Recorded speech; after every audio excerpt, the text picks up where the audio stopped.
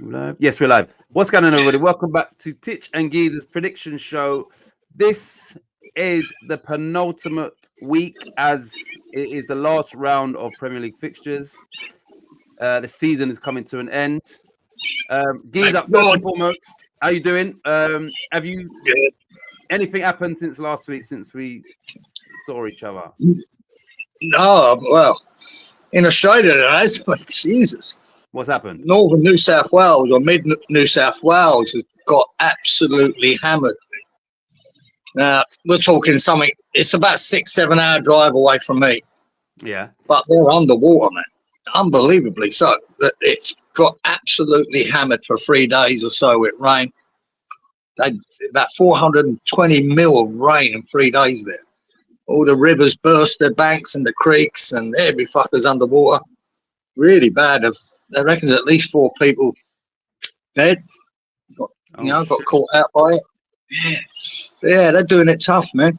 A lot of houses underwater, man. There's about 50,000 people cut off from anywhere. You're going in with helicopters, pulling people off roofs and rubber dinghies going in, trying to rescue people. Yeah, it's mental. That's crazy. Fucking hell. Yeah. Now here, guys, the sun's just coming up. We've that sort of thing. A little chilly, but other than that, I'm moaning about it being a little chilly. And there's people like getting helicopters. Well, that's happening. Yeah. Fucking hell. Right. So this StreamYard has got a new beta version of. Can you see the comments on your screen in your bottom left or? I can, but they're minute. Yeah. So it's a new thing. So they pop up automatically. It's the first time I've seen it. I've clicked. Yeah, use it. So it's a good thing. Evening Inky, evening Danny, evening Roberto. So then because of that, I can make my screen full screen because these have popped up, which is good. So in theory, I shouldn't really miss any comments because they should just pop up there rather than me. Can you still put the comments at the bottom? Yeah. I can still do that. Let me just escape that so I'm a bit smaller. Yeah, you can still do it. So I've got no chance of seeing that. On my telly, I might have been able to see that, but yeah. On this, it's tiny. It's especially on your phone. Even on the laptop, it's tiny. Is it? So anything of note, I'll put on the screen. But yeah, it just stops anything getting missed, which is a good. Yeah, they got it in the beta stages of whatever it is. So I can go full screen so I can see it a bit better. It's been a I'll say refreshing week for football in regards to we'll speak about these more so. Crystal Palace, sorry, not a week, a refreshing season in regards. Let's go back to Newcastle finally winning something. Crystal Palace winning the FA Cup, which we're going to touch upon. What's the other one? There was another Big one. Big Ange, Mike. Yeah. Big Ange, Mike. What I tell you? Big Ange. I'm just trying to think. There was another one. I know Bologna won the Italian the cup in Italy, I think, as well. I think that was maybe 2 weeks ago. But yeah, I think there was another one in England. I can't think what it was, but I mean, Harry Kane's won his first trophy after he's left Spurs, but in the same season, Spurs have won a trophy. I don't know where do we start? Where do we start? Do we start with the Crystal Palace FA Cup, or do we start with Tottenham Hotspur and Big Ange? Like, where do you want to? What game? And start with Palace in order because it's fantastic for Palace. I was delighted for them. I mean, really delighted. I was praying they'd hold on. Yeah. And win that game, man. I was delighted for them. I got Kieran out of bed. We both watched it together, and we're both the same. So happy for a club that's never won a major trophy to win it. Against Man City, you've done Villa in the semi and Man City in the final. That takes some fucking doing, doesn't it? So, fantastic. I'm delighted for him. It's good to see, man. That you don't want to see Liverpool, Man City win the FA Cup, win the League Cup, win the league. It gets boring, man. So, it was nice to see 2 trophies going to 2 teams with Newcastle Palace out of that sort of traditional top 6. Yeah, it was really good. Delighted for them. Yeah, me too. And they've got another trip. Their fans have got another trip to Wembley as well. In the Charity Shield. Yeah, So yeah, and lucky for them, they got to Wembley in the semi-final. exactly. So they're going to their fan base. Haven't been there for fucking years and donkey's years. Are going 3 times, like I did in 1980. But yeah, 3 times in a year, I got to Wembley. Amazing. Yeah. And in most seasons of late, it would have been a repeat. It would have been them against City because City were normally winning the league, but obviously it's they've got Liverpool. So the teams they face at Wembley would be Villa, who's a quality team, City, and then obviously in the Charity Shield or whatever Community Shield, it'll be Liverpool. So 3 big games at Wembley for Palace. Like for them fans, mate, that's just wow. They're on cloud 9, mate. They're on cloud 9. Looking forward to that. Yeah, so this is it's lovely for football. It's lovely for all the big boys in the football to sort of get a bit of humble pie, and to keep a clean sheet against City in a final. Not easy, you understand? But Palace. Yeah, and I'm told.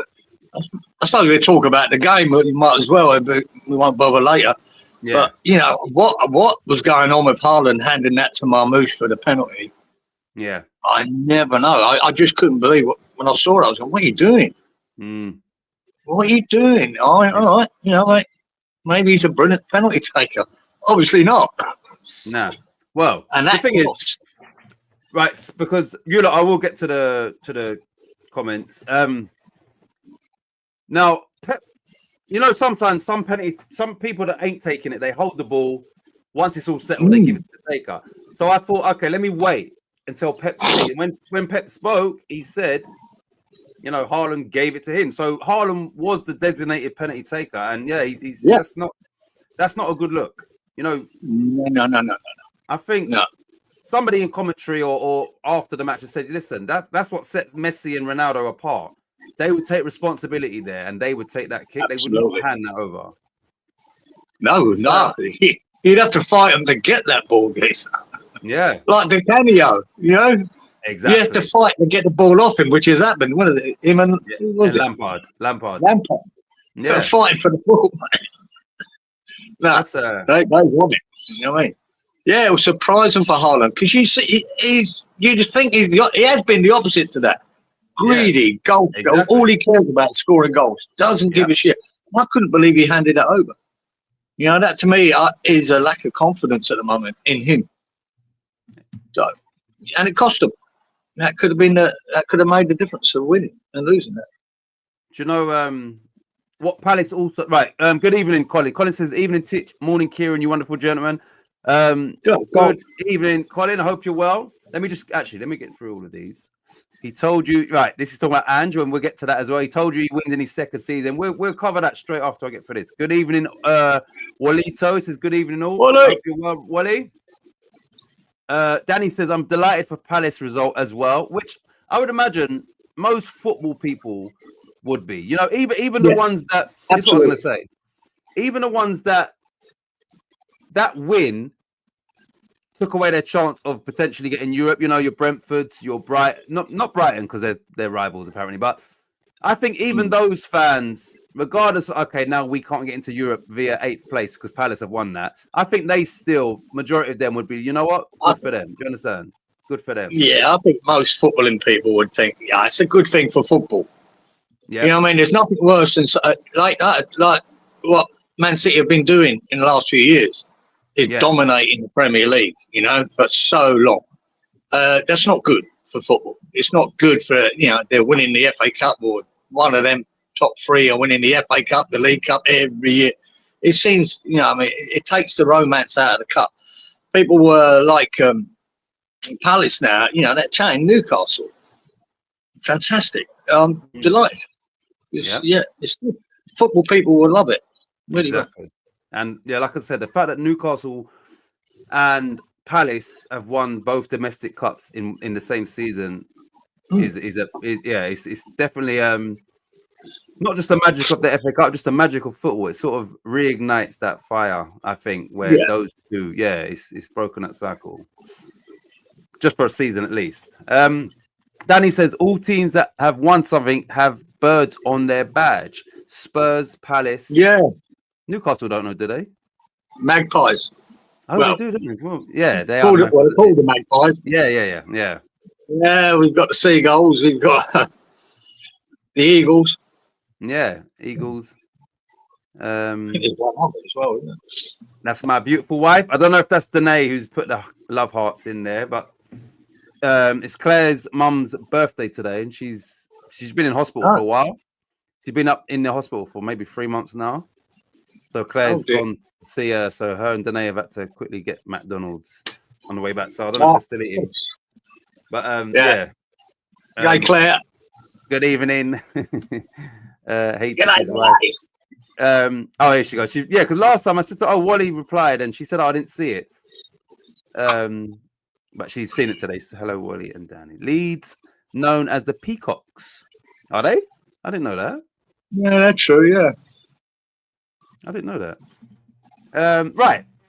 Let's go back to Danny's comment here, and I'm sure it's relevant. One sec. Danny says, Big Ange loving. Like 5 years or so on YouTube, I've been banging on about Big Ange, right? Banging on about him, boring everyone to death about Big Ange. Before long before he went to Celtic, no one knew who I was talking about. No one, bar a few Aussies, would know. And the simple fact is, everywhere he goes, he wins, right? Yeah. Now, and obviously, people dismiss all that because it, like he said himself, they don't take notice what's been done at the other side of the world. Yeah. But they took a bit more notice when he went to Celtic and won 5 out of 6 trophies. But even that was dismissed by the snobbish football hierarchy in England. Oh, it's only the Scottish League. All right. He comes to fucking Tottenham and they've been shit this year, decimated with injury. But he made that comment last year, didn't he? And they hang him out to dry to it. I always win in my second season. Yeah. And all them pundits and TalkSport and Scott have been slagging him off for saying that ever since. Replaying him saying it when they got knocked out of the League Cup, when they got knocked out of the FA Cup, all that. They getting battered with that comment. But he got to a European final, even being 17th in the fucking league. And he won it. It was a shit final. It was horrible. Terrible. It was terrible. And I think that's an own goal for me as well. Yeah. And but he won it. And he's done what he said he was going to do.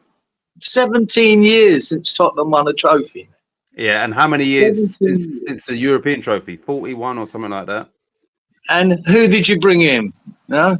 Pochettino, Mourinho, Nunes, Conte.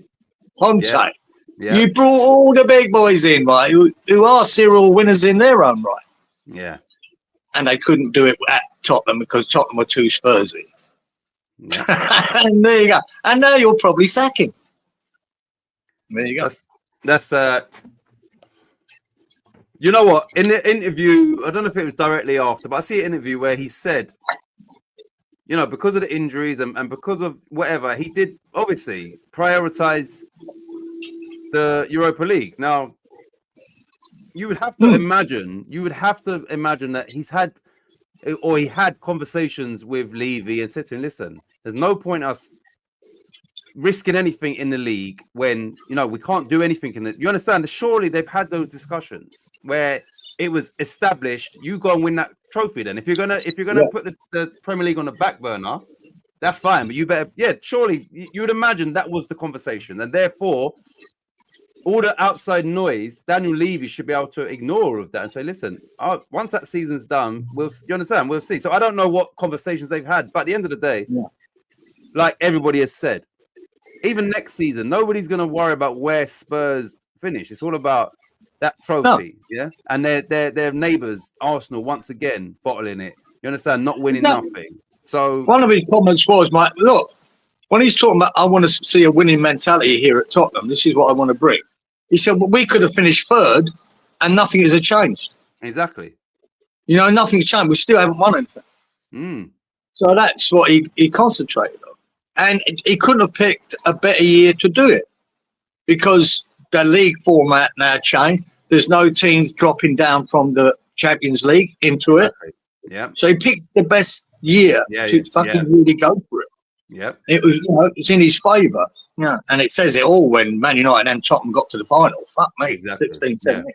So, and he got it over the line. And nobody gives a shit in the final, guys. I've been saying this, when it's tournament football, I don't care if I'm not entertained. I don't care if it's a shit game. I care about the result.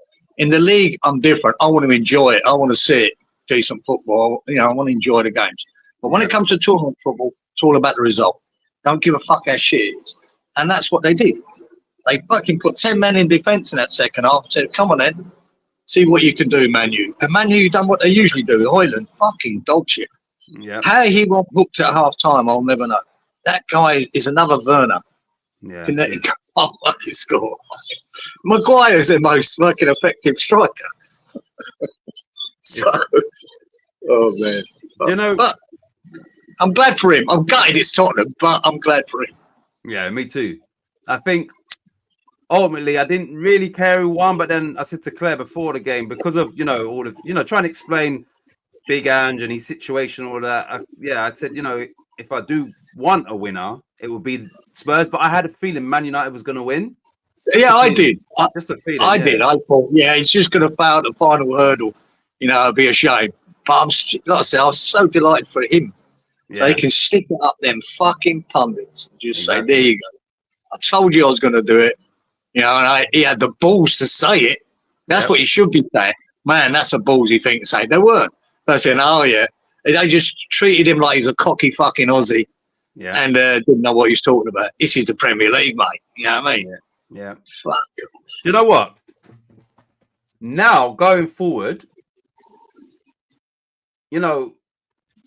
I think they have to put some crazy respect on Ange's name, because he came out, and you can say that was a bold statement, but he backed it up. How many managers can say we're going to, and I don't mean a Man City or Liverpool who you expect. How many managers, especially a Spurs manager, can say I always win something in my second season and do that and do it? The team that's won nothing for fucking 17 years.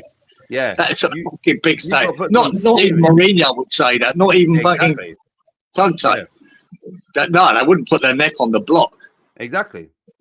That's like a bloody like a heavyweight boxer who is unknown, and he's going up against, let's say, Tyson in his prime, and he says, I'm going to knock him out in the 5th round, and knocks him out in the 5th. He's done. He's delivered on what he said, and out of all the teams that entered the Europa League, obviously only one team can win it. It's a group format. You got to navigate, and he's come through all of that, and won it. You understand? And remember, they've beaten Man United 4 times out of 4 this season. Played them and beat them 4 times. That's crazy. When you think, if you take to a final, guys, can you imagine if we'd had that final? Yeah, he was missing Bergvall, who's been one of the most impressive midfielders I've seen for a while. Kulusevski is massive for him. He was missing Maddison. That's the whole midfield that you'd want to be playing in that final. He missed them all, guys. Some weren't fit enough to thing. Richarlison was fit enough for about 55 minutes or an hour. He was fucked. Yeah. You know what I mean? That was a ragtag team, mate. He had a good defence, though. His defence was... That clearance off the line by Van der Ven was fucking... That fucking keeper's a nightmare, isn't he? He did give you nightmares. He keeps dropping the ball, man. Can't catch. But, to get through that, Oh, yes, a Liverbird. Yeah, they got a Liverbird for Liverpool as well, Yeah, so, he got it done. Good for him, mate. It was horrible. Typical. When I'm sick of hearing this, how great the Premier League is, that's one of the worst European finals I've ever seen. It's terrible. And that goal was fitting of that final, wasn't it? It was a real shit fucking goal. Terrible, like that you wouldn't want to claim if it weren't a final. You say, right, let's get through it. You think So, what he says? Do you think they'll sack him? He's talking about Big Ange. I think they will. You think what? You think so? You think? I think he gets a 2 million. Apparently, a 2 million bonus for winning that competition. Him personally, You think that they're going to pay compensation to sack a manager who's just done the unthinkable at Spurs? Yeah, I know. It sounds crazy, doesn't it? It sounds crazy. But the abuse that was coming from them Tottenham fans before that final was outrageous. I'd say you're talking about 75, 80% of fans were slagging him off, booing him at their last few games, booing him. So he's got, 3/4 of the fan base against him. And now they'll probably think he's the best thing since sliced bread. I don't know. Fickle, isn't it? But they don't deserve him. Let's put it that way. Yeah. They don't deserve it. Do you know what I've seen online, mostly from a Man United perspective in regards to their fan base? They're giving him credit for everybody's saying no, and he plays one way. They're saying, but in that final, he ripped up his blueprint and said, you know what? Yeah, we're going to play a different way because it's all about. So he's gone, and whereas Amorim keeps sticking to his free at the back and all of that, and they're saying, and then they're saying, listen, this manager who's been slaughtered for not changing when he plays, when he's missing all these players and blah blah blah, he done it in a game where performance doesn't really matter. It's about just getting over the line. He done it, so that shows you what a manager is meant to do: is be adaptable where or when needed. So it seems like now he's earning the respect of people just based off of him winning that trophy. Now, you've got all the way to the final, but if you would have lost that, there's no respect for him from any, I don't think any fan base. But now that he'd been blamed for everything. All them pundits, sort of saying, bloody hell, he done it, well done, they wouldn't be, they'd be slaughtering him into the ground, man. He's the worst manager ever at Tottenham. That's how big that game was for Ange. He would have been classed as the worst manager ever at Tottenham ever. Yeah. Now, that's that 190 minutes. Amorim was fine. Amorim's going to be there next season. I have no doubt about that. He's going to have a summer window transfer. But that weren't the case for Ange. This was win or you're definitely set. Definitely. Now it's in the balance. I don't know what that Levy wants to do. I reckon. To me, I'd be tempted to walk away. I think he'll have his suitors if he does choose that. I know that there'll be some that might be a little bit up, but he will have suitors definitely. And whether he would want to go Saudi Arabia or not, I don't know. But he would definitely, I think, have suitors, over there as well as maybe other teams, but definitely in Saudi Arabia, I think they'll be looking at someone like that. See, I'd love him at West Ham, right? Because I know the type of football he plays. I've known it for 20 years. The type of football we played here at Brisbane Roar, loved it. It was exciting. It was attacking. It's just what West Ham fans like. Yeah. But to walk into that West Ham squad that is at the moment would be disastrous. He hasn't got it. I mean, bar Bowen, maybe Somerville, maybe Paquetá, just being that silky skilled man. He hasn't got the pace anywhere in that team to play the way he wants to play. So he'd have to rebuild the whole fucking squad. The whole thing. Yeah, exactly. It'd take him a couple of years at least to get anything like a team together and a lot of money. So there you go. Right, Danny says Big Ange has had the last laugh. He definitely has. Danny. That's the truth. He has had the last laugh.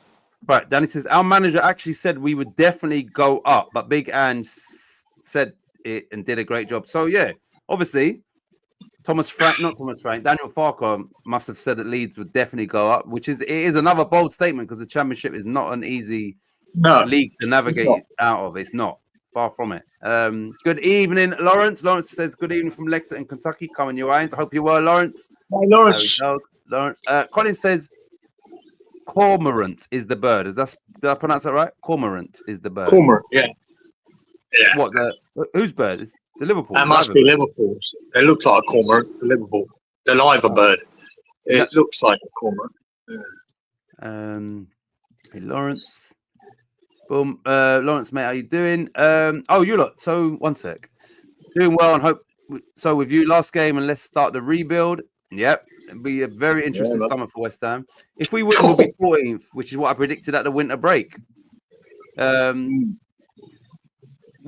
you know, if we win, we stay above Spurs and Man United at the very least. But either way, it don't really matter. Yeah. But yeah, something. We'll be That's above how low the bar is. Yeah, exactly. I mean, we can just say we just blank everybody's memory. We'll be above Man United and we're above the European champions in Spurs. So we've had a great season. Oh shit, what was I going to say? Can't remember what I was going to say. But, oh yeah, sorry. Let me go to the Anzac left a comment regarding his hand. Yeah. One sec. Let me go into the studio. This one here. Hold on. Let me just say, just an update you look for Anzac. He says, "Hi Titch and Giza, I'm in Sydney eye and hand hospital after almost cutting off all my fingers on my right hand." One sec. It's 2:30 a.m. and I'm sore as hell. All fingers intact after yesterday's operation. Thank you for getting me through the night, legends. I feel so lucky. Found this show and it's in my life. So Anzac is on the mend. So no permanent. Yeah, Anzac. You didn't lose them then. Shit. Yeah. That must have hurt.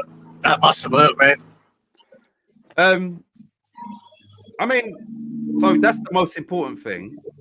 But even he said it on air as well. Just for whatever reason, just finding this channel. He likes the channel. He's not really a football person. But you lot in the chat, obviously, us two on the screen, somebody's come by us and said, I like this. So which is, for me, which is what YouTube is all about, especially this channel where we're not trying to, put out content all the time. We're not chasing that. So it's good to see that, people. Yeah. Nah, might be all right, man. Yeah, he is. Well, he's definitely yeah, it's going to be a bit of a wild recovery time for that with your hand, especially, it's amazing. Lose a bit of the use of your hand, what you can't do. Yeah. It can be real. Especially, it probably be his predominant hand as well that he uses. Yeah. But yeah, I'm glad because even last week I was like, oh shit, when he told us that, I was thinking, even off air, we spoke off air, and I'm like thinking, fuck, like when you hear cringed a bit, poor fuck. Hand in a lawnmower, you think, shit, that's not gonna happen. I'm rubbing my hands now, guys. I go, I'm squeezing my fingers as I'm talking to you. I'm like, it's fucking hell. 2 seconds, guys. I just want to get. Yeah, Anzac is no permanent damage, and he's on the mend, which is I'm glad to hear that. Right, so.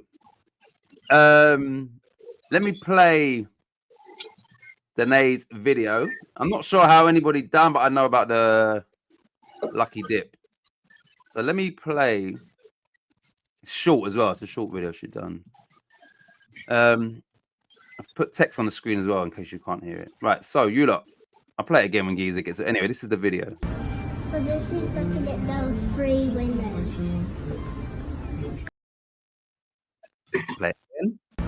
For this week's lucky dip, those 3 winners. 3 winners. Right, Giza, just one last time for you. You ready? For this week's lucky dip, those 3 winners. Really? 3 winners this week. That could be bad. That could be bad. Right, you lot. I'm going to get straight into the lucky dip. Good stuff. She's ace. Thank you, Danny. I appreciate that. And she is. Yeah, she's a character. She is gorgeous. Right, so I'm going to put up and we'll use Giza's eagle eyes. And you lot, your comments will come straight up on the screen now because of this little new thing that StreamYard has got. So let's see who has the eagle eyes. One sec. Here. This is this week's lucky dip. Oh, yeah, fucking get in here. Yeah. And I was only one off the other one and all you. Yeah, you was. Oh, no. One off the shots on target you were. And 2 off of the corners I've just seen as well. I didn't realise that. Yeah. Oh, my, that's outrageous. But anyway. And Titch as well, son. Get in there, boy. I was celebrating. Claire looked at me like it's only lucky that I was like, yes. I had to recount just to make sure as I do. Lawrence, And Lawrence, you and All Lawrence, on, we're all on the same. The goals. 34 goals, yeah. So we're the three winners. You was close on others. Now, 56 cards. Darren and Colin was one away. They picked 55. There was 56. 95 corners. You picked 97, which was the closest. Shots on target, 103. You was one away. One away. Once again, nobody else was nowhere near as close as you. Goals, you and Lawrence. Freshie was one away on 33. And then the total of 288. The closest was it me? Nah. I was 6 away. 282. 288. 1 sec. 296. No, it was me then. So yeah, 6 away from the total. Yeah. But not close. Yours were close. And I'm behind you, yeah. Yeah, yours was close on the 2 away from the corners, 1 away from the shots on target. Bang on. So you was close to getting 300 points there. Yeah, it was close, wasn't it? But I'll take the 100. That's something. Right, let's go to the comments first. Let me go back to us two first. We're here. Let me go to the comments before I put the league table. Lawrence said yes. He said Geezer copied me. I'll take it, Lawrence. I'll take it. Larry Dog. Inky says try and not to lose them this week. No, I've clarified and even see like I was explaining to Claire. I was telling Claire, how the fucking last time I got robbed. And even when we was checking the cards this week, it does it again. You go to the stats, it says 6. Then you go to a game, it's got 8. 2 managers got sent off, straight reds. I don't know who that was. So it's 8 on the summary, but only 6 on the, when you go to the stats. So I have to cross-check both just to make sure. So it's all on point. Great for you, Anzac. Glad you're okay. Yep, definitely. I was 7 away from the total, says Danny. Getting 300 is not for everyone, says Freshie. Good evening, Freshie. No, lucky bastard. Remember that night he was close to 500, wasn't he? He was 1 away from the other two, I think, which is crazy. I didn't want Larry Dog getting that. I was so close behind him. So Freshie, while he's laughing, right? So we will now put up the league table. Geezer, I think those 100 points took you above somebody. Darren, I think maybe. Let me find the right. Here we go. Yeah, I think we were about 5 points in it, weren't we? Yeah. So that 100 points took you above Darren. Get in there in the third place, mate. That'll do, mate. So you needed that. Lawrence went. Right. If I've got another one of them, I might have been chasing Molly down, but Yeah, and he was close. Lawrence went above Inky with those 100 points. My 100 points didn't make any difference whatsoever. Close to Robert. Yeah, Lawrence, it took him above Inky, and yours took you above Darren, who I think overtook you last week due to the points. Yeah. Anyway, I think so. So, Geezer, you are in the top 3. Yeah, mate. Promotion spot. I'm in a promotion spot. I don't know what points we've got for tonight, and then we've got next week as the final week. So you're definitely in the right spot. And it's the crazy thing is, if you had a good week and you got one lucky, you could catch Wally. It's highly unlikely, but with that lucky dip, you never know. You never know. You never know that. It's a bit of a lifeline, isn't it? Yeah. It's like the back door getting in the Champions League by winning Europa. Yeah, that's exactly it. Right, let me go back to here. Right, so we're going to get into last week's evening. All by the way, says Freshie. Only 60 behind now, says Danny Boy. Fix says not Lawrence. Fix Freshie. Fuck it, I would have got 3 of them if it had been a fix. I'll tell you. Lawrence going to Europa. Right, so I don't know how well we've done. I try and when I'm putting in the thing, I try and not look. So I've got no clue. Right, Geezer, are you ready for last week's one, yeah? Yeah, I'll get me paperwork, Geezer. There was no results I remember seeing that stuck out. I might have picked them. I didn't check, as I don't. But yeah, because even some of these stats, in regards to the cards and all that, some of them is real bad. So anyway, the first game, we've already spoken about this, was Man City 0, Crystal Palace 1, which was obviously the FA Cup final. So once again, congratulations and well done to Palace. I think they've been They've been going for 100 and how long? 40 years or something like that. But yeah, like no trophy, no major trophy. So yeah, happy. Yeah. Great for you, free Titch, Kieran in front. Nice one, Colin. And like I said, Colin, you know, next season you'll be in it from the start. So yeah. Yeah, big difference. Right, Danny says book it, Geezer. So he's confident. Right, you lot. This game had 6 cards, 8 corners, and 8 shots on target. So Geezer, Man City 0, Palace 1. What do we pick for this, please? Yeah. Excuse me. I didn't back the underdog, but I went 2-1 to City. I thought it was imperative for them to win it. I didn't expect them not to be able to go over the line here. Yeah. But thanks to Haaland, Palace got a trophy. 2-1 I said, 2-2 you said, 2-1 Robert to Palace. 2-0 Inky, City, 2-1 Fresh, 3-2 Lawrence, 2-1. What about Danny, boy? Yeah, I remember saying going against the grain. Well done. Great pick, mate. 0-1 to Palace. 1-1 Darren. Unlucky, because that's probably what it should have been. 2-3 said Colin. Right, let me just say this, you lot. This is all fun.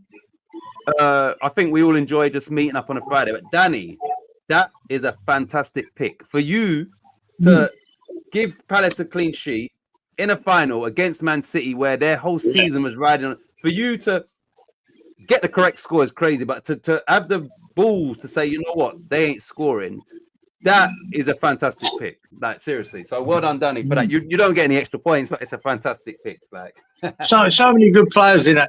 I thought that Mitchell at the back for Palace was really good.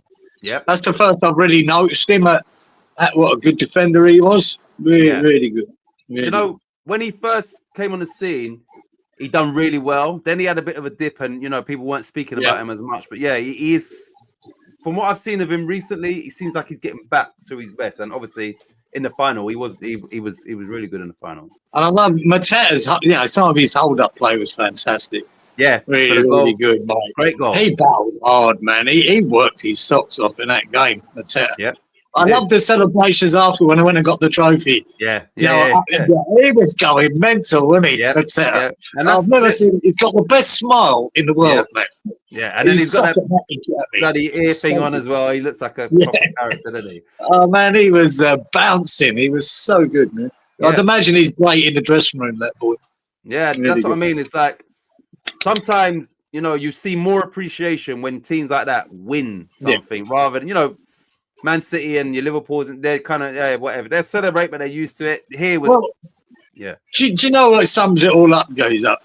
In the semi-final Man City had at Wembley, they sent 6,000 Man City tickets back. They couldn't sell them. See what I mean? Which is so huge. And then one guy I see put a comment up. He said, "Mate, I've been to Wembley 28 fucking times in the last few years or something." Yeah. You know what I mean? It's not that big a deal for us.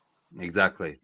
You know, but for Palace, like West Ham, or Fulham, or Brighton, Bucket, it's a massive deal just to get your fan base to Wembley. Yeah. It just shows you, And, you know, like, just in regards to that, that could have made a difference in the performances. You know, Man City's fans that are, you know, we're here again, whatever, and Palace fans willing them on just a little bit more. So yeah, you know, I don't know, but the fans could have made a difference in that game.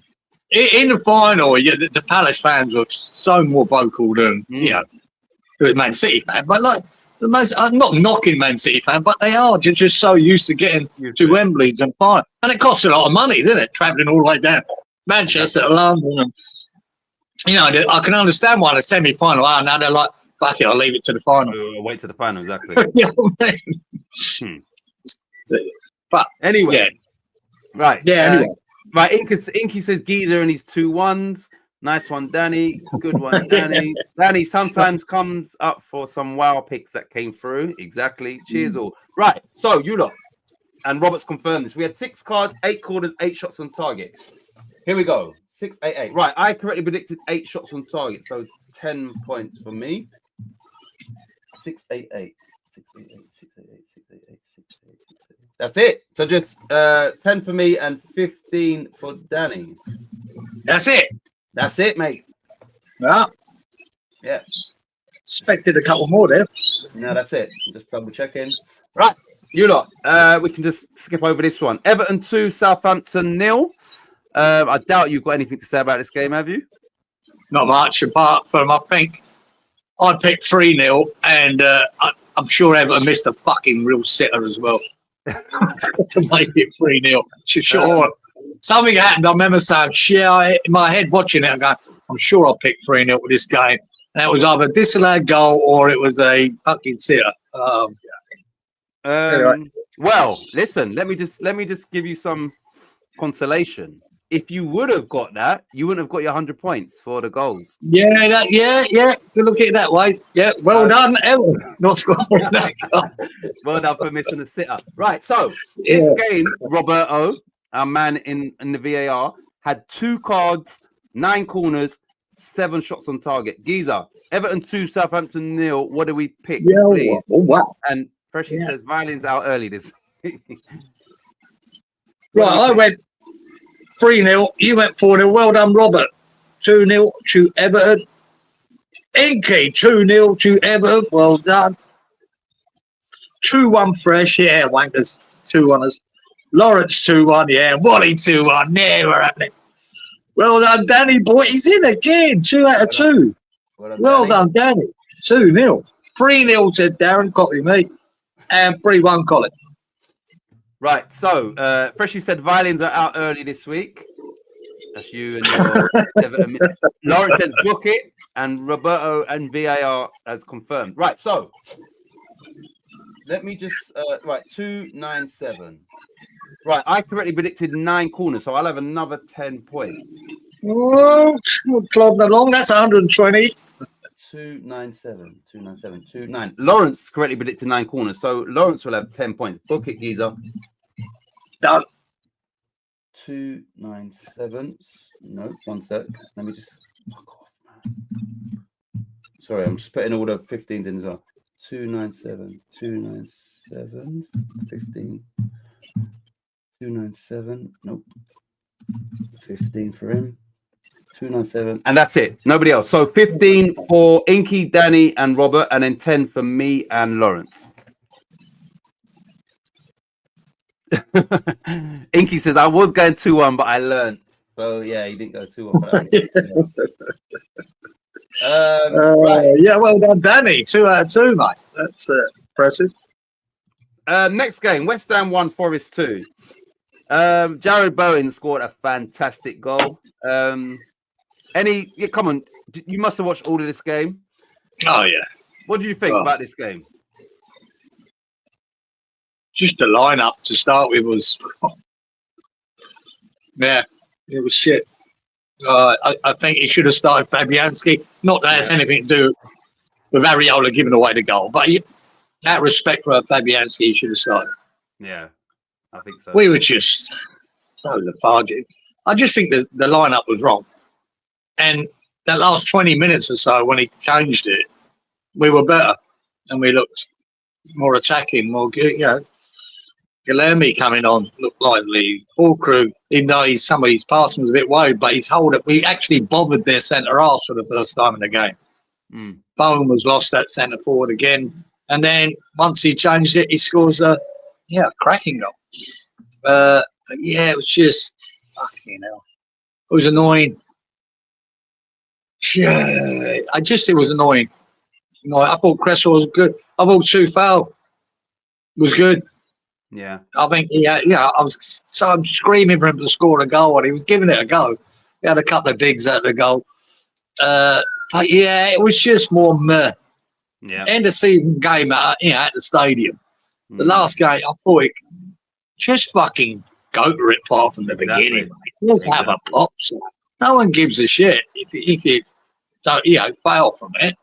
But they do when you put that midfield out of Souček, what's his name? Rodriguez and Prowse. Yeah. You can't have them 3 together. It's just the slowest midfield in the world.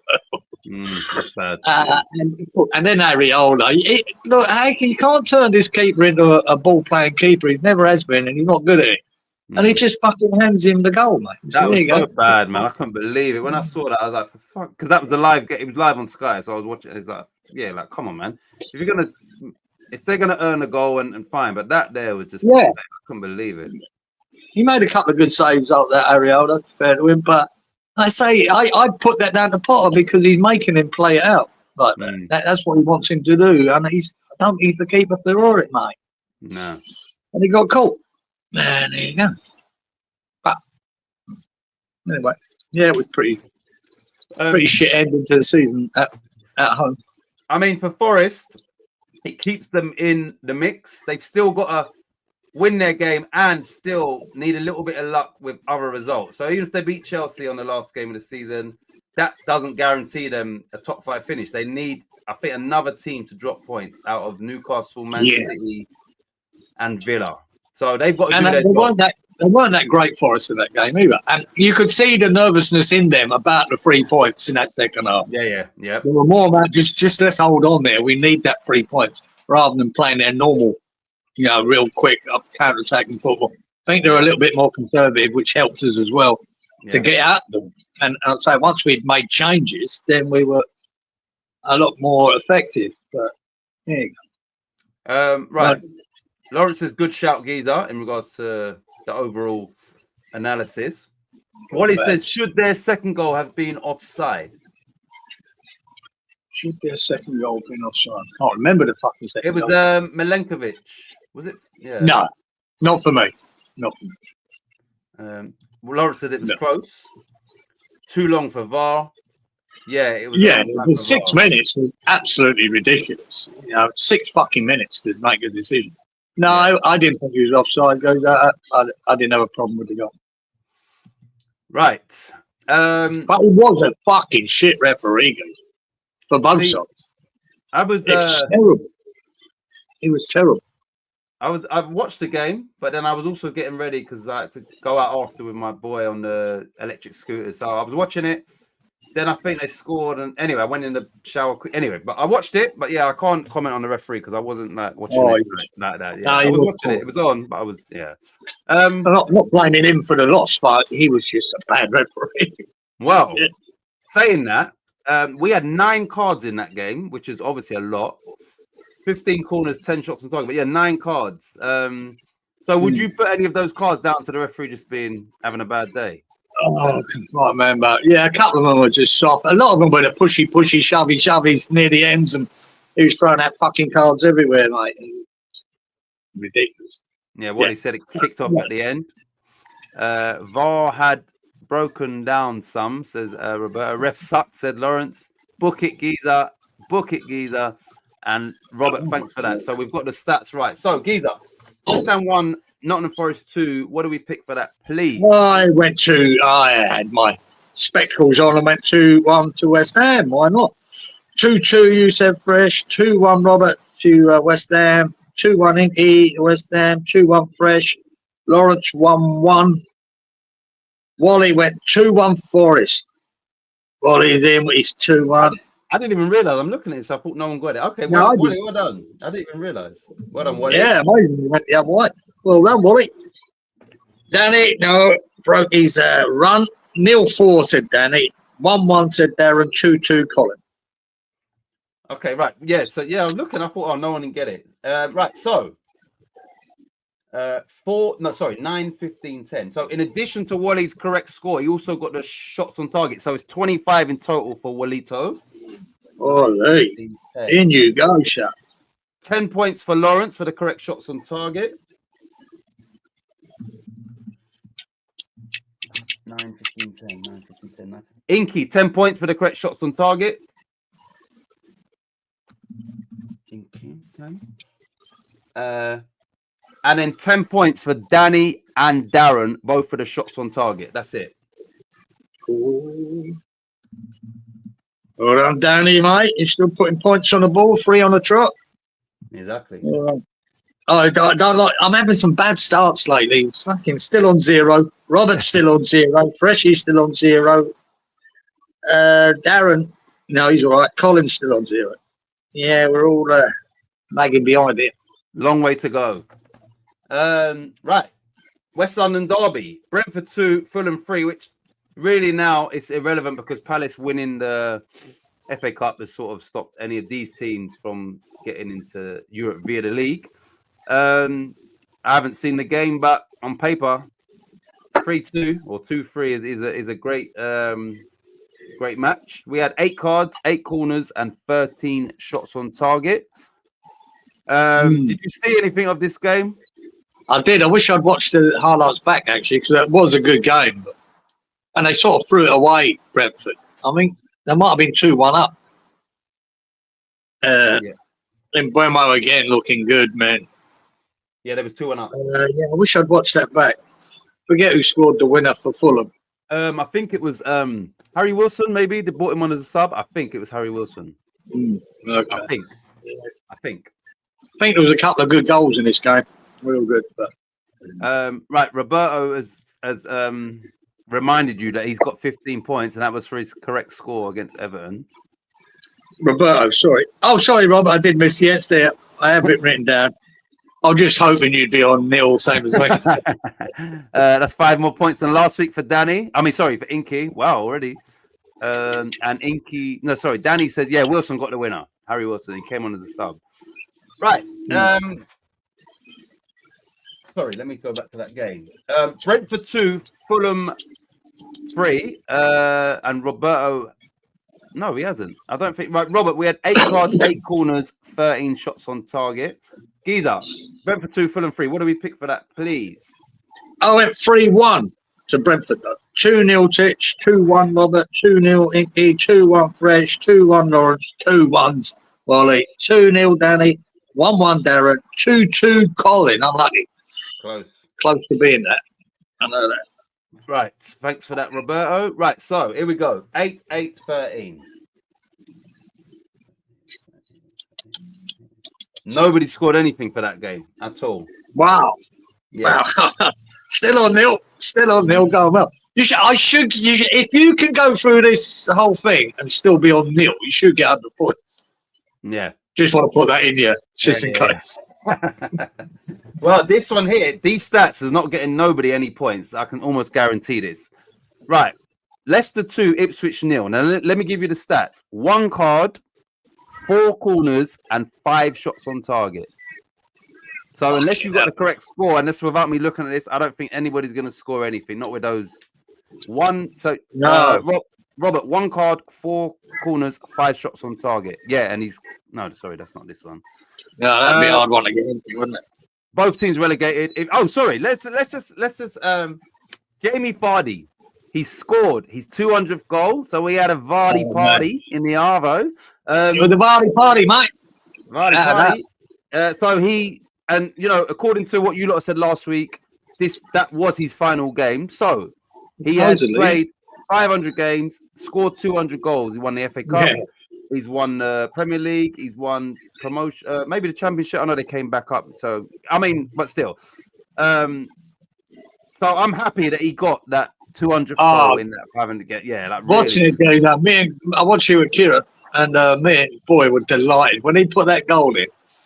Oh, fucking delight for him! Man. What a symmetry that is! 500 and 200. Yeah, it's perfect. Yeah, perfect. Yeah. Fuck that last game. Don't play it, mate. Just leave them numbers as that. Yeah. But yeah, I was so happy for him, man. He missed a couple of chances before that. Come on, son, get that goal. And he got it. And delighted for him. Well, great way to sign off, man. Been such an important striker in that Premier League when people were enjoying Leicester's run. He was so important to that. Scored some fabulous goals. Yeah. Fabulous. What you mean? They weren't one of these tapping strikers that just scored, been in the right place at the right time. He just scored some great goals. Great goals. I remember the one against Liverpool from out on the right wing. Yeah, that one out on the wrong wing. What a screamer that was. That was one of the highlights. And you know what? So, I almost forgot that they won the FA Cup after that as well. Who did they beat in the final? Was it City?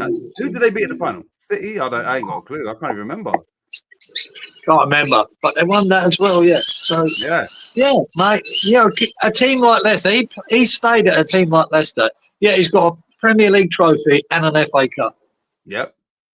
for less. And- You know what I mean? He didn't have to move to Man United, Man City, or Liverpool to get them Or trophies. Arsenal. He was heavily linked to Arsenal after the Premier League win for them. Yeah, Yeah. fantastic, man. Delightful.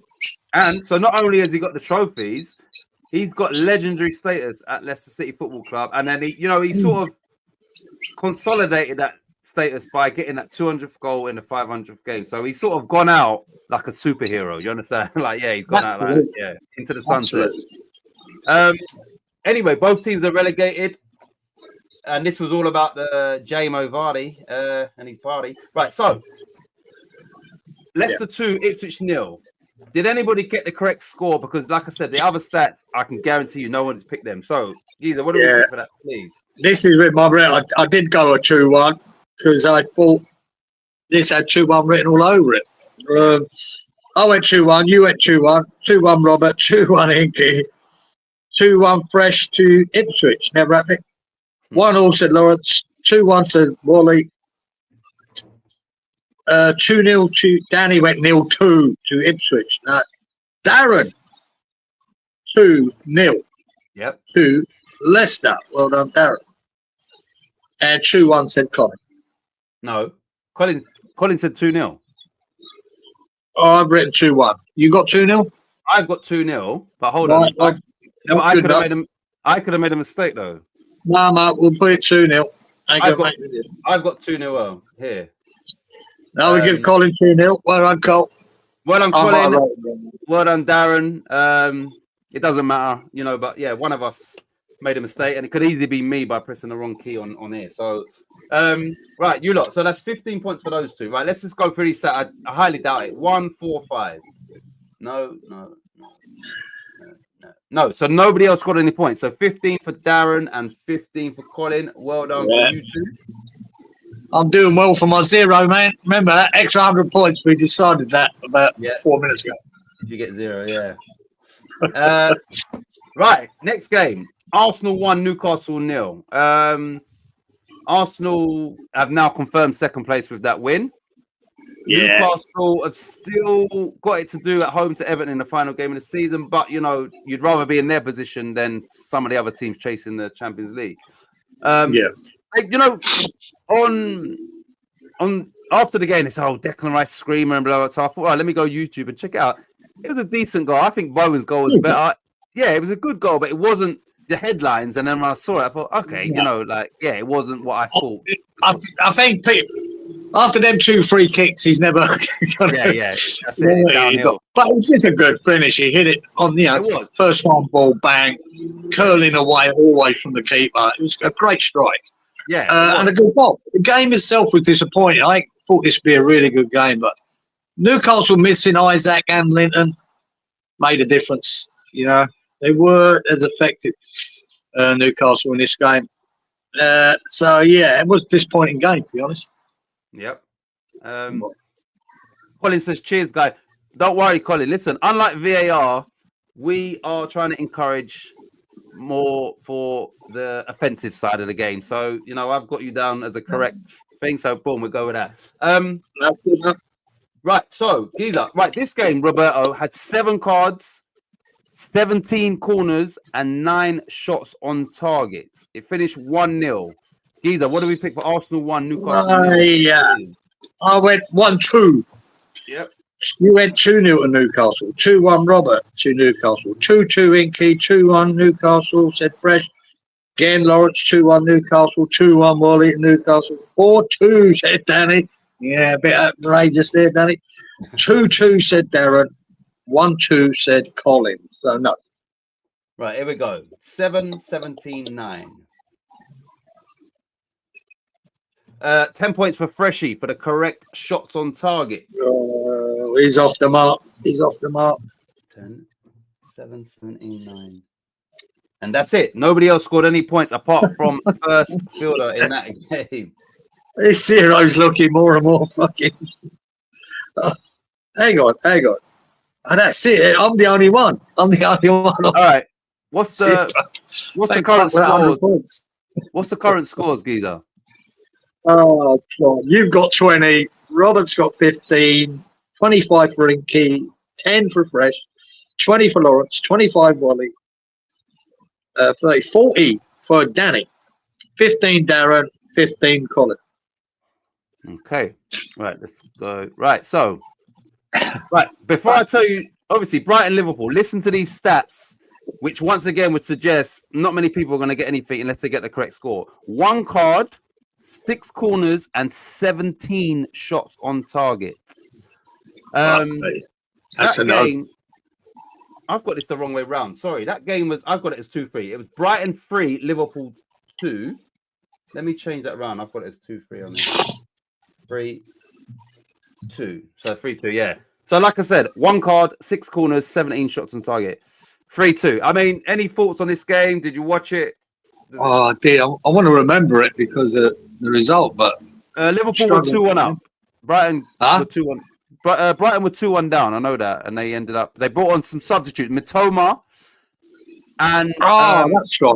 Yeah, Hinshelwood, I think. Yeah. Yeah, all the substitutions he made the difference. You know, were part of all the goals. Mm. And that Mitoma changed the game, Peter.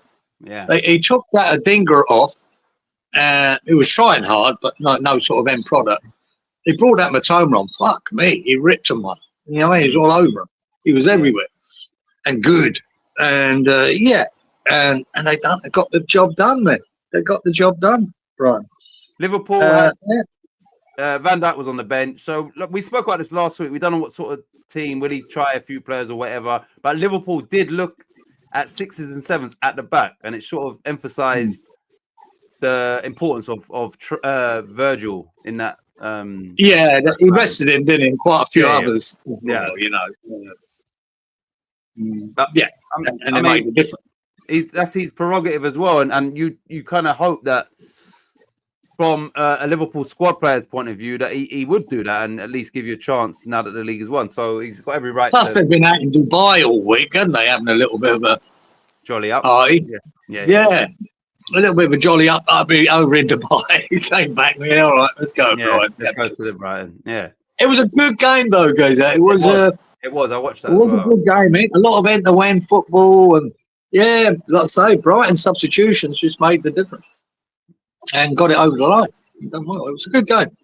So, unfortunately for Brighton, like obviously Palace winning, like I said, has sort of hindered all these sort of teams, Brentford, Brighton, in trying to get some sort of European football.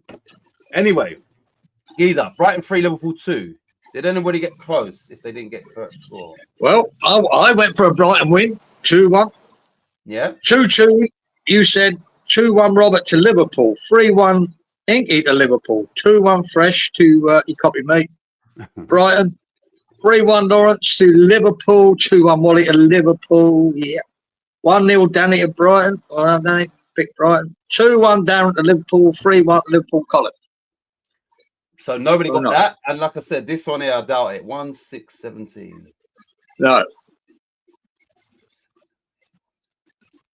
Nope, nobody scored any points for that. Yeah, I'm still on for my 100 points for nil. Yeah. Right, next game. We went over to Serie A. It was Inter v Lazio. Now, I don't even know this result, so this will be interesting. A bit of a little kick in the teeth for you. It finished 2-2.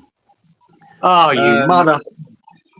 And the worst thing is, the other game, Napoli could only draw with whoever they were playing. So an Inter victory would see them go top with 1 game to go. They was 2-1 up, and obviously Lazio pulled it back. So it's still advantage Napoli, and you'd assume that they've missed that opportunity now as they both drew in this game. So advantage Napoli, but Inter had it in their hands, conceded to Lazio, and now it's probably Champions League or bust for Inter Milan. So it finished 2-2. Right, the game had 6 cards, 6 corners, 7 shots on target. Roberto, please confirm. What's the time? No, that was the last one. Giza, just quickly on Inter. I think I might have asked you, and this is for everybody in the chat as well. Who is going to win that Champions League final? Inter Milan or Barcelona? In your opinion? It's not Barcelona, is it? PSG, isn't it? Sorry, PSG. They beat Barcelona. My bad. PSG. I think PSG should win it, Yeah. but never underestimate Inter Milan either. Oh, the old boys in there, in their experience. I mean, a tough one, man. I think PSG are the better team. I think they'll just get over the line, but I wouldn't underestimate, man. It's yeah, tough one. I think PSG. Danny thinks PSG. Wally thinks PSG. Right. So, Giza, Inter Milan 2, Lazio 2. What do we pick for this as a correct score, please? I weren't far away, Mark. But I done a freshie, didn't I? I went 3-2 to Inter. Yeah. Not bad. Not a bad pick. 2-0, you said.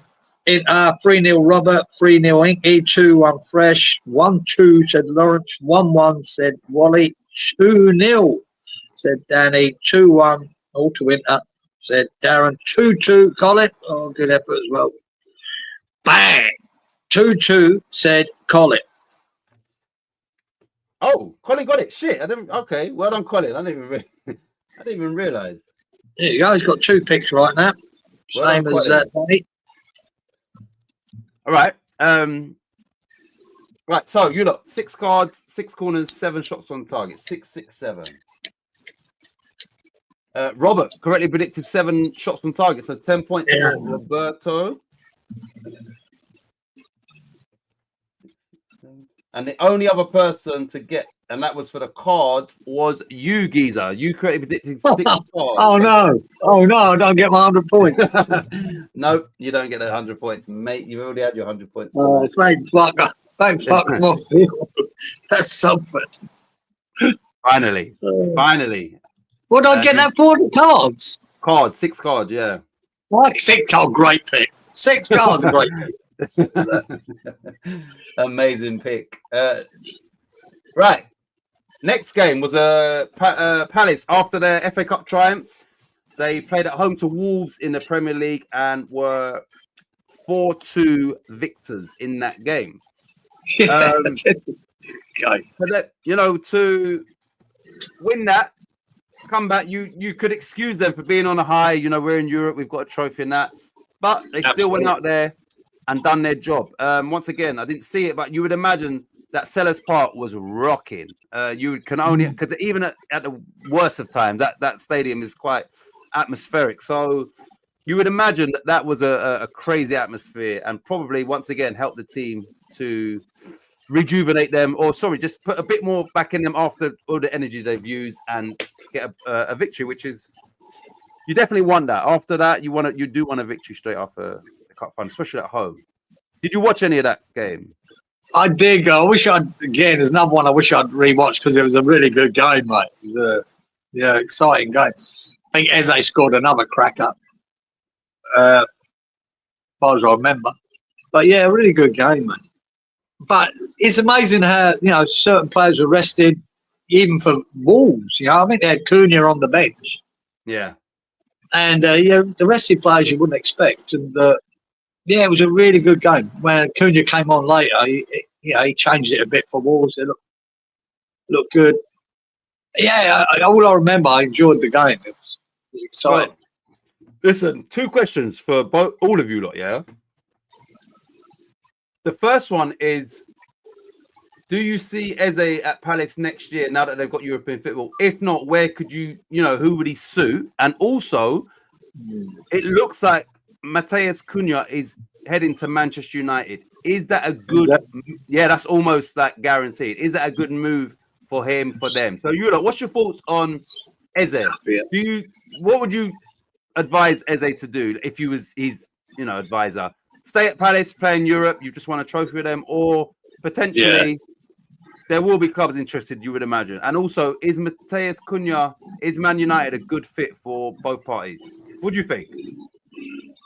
Well, in the respects of Cunha, if you look at Man United, if you judge them by this season, no one. That's not a good place to go for anyone. You go there to die in the last few years, didn't you? At Man United, you ruined your career, as probably Mason Mount and Anthony can attest to. I don't think Man United's a good fit. But it could be. Amorim could clear out what he wants to clear out in the summer, bring in all these new players. Could be a completely different kettle of fish next year at Man United. They ain't going to be down 16 and 17 next year. I'll guarantee you that. There will be better. But, I don't really want to see Cunha. It's personal to go to Man United. I'd rather see him at Newcastle or, or even fucking Arsenal if they wanted someone like him. I think he's a top player. Amazing how Wolves have got him when you think about it. But fantastic player. I'd rather he didn't go there, but I think he doesn't need to move out of Wolves, mate. You know, simple as that. So, whoever he goes to. But if he thinks Man United's the team for him, and I'm sure they're paying big bucks, he is. Eze, I think, should stay another season. See it out with Palace in that your run. Yes. Yeah. And then look for his big move. But I love watching him, man. He's a lovely, silky, interesting player to watch. He's great. I don't think he's not that dynamic. You know what I mean? He wanders around for a lot and does not a lot. And then all of a sudden, bang, gets that ball he's feet and some bit of magic happens. And we love players like that. You know? So I don't know even if he left, who he would suit. I don't think he's the most hard-working player in the team. Yeah, I think Liverpool probably wouldn't suit him. Don't know. It's hard to know. But I think he should stay for a season. Right. So Danny says, no, I see him at West Ham. We wish. And Cunha is going to a retirement home. Wally agrees with you. He says Eze should stay. Wally says Cunha won't have European football at Manchester United. Nope. Definitely won't have that. And I don't know whether... Yeah, that's a good point, Wally. But yeah, it looks like he's going there. Like Lawrence says, I highly rate Eze. Come to West Ham, baby. I wish. Cunha is great, but loose cannon. Right, you look, everybody, and you Giza, right? If West Ham had the pulling power to sign one of those players, which one would you choose for West Ham and Graham Potter? Cunha. And he is a bit of a loose cannon, Giza. I agree with that comment. He's a little bit hot-headed, a bit fucking ridiculous at times. You know what I mean? I think he's one of them, you know, you've sort of got control of the fucker, a bit like the Canyon. But, yeah. No, I like Cunha, man. I love both of them. I think they're both great in different ways. But Cunha's dynamic, especially in our midfield, being so slow and fucking lethargic. Yeah. He brings that energy there, mate. He links up with the forwards, great, and he can score goals. You know what I mean? He's got it all. But Jesus, God, if someone said, no, you're not getting Cunha, but you can have Eze, I'd fucking bite your hand too. Yeah. Right, Colin says Eze. Wally says Eze. I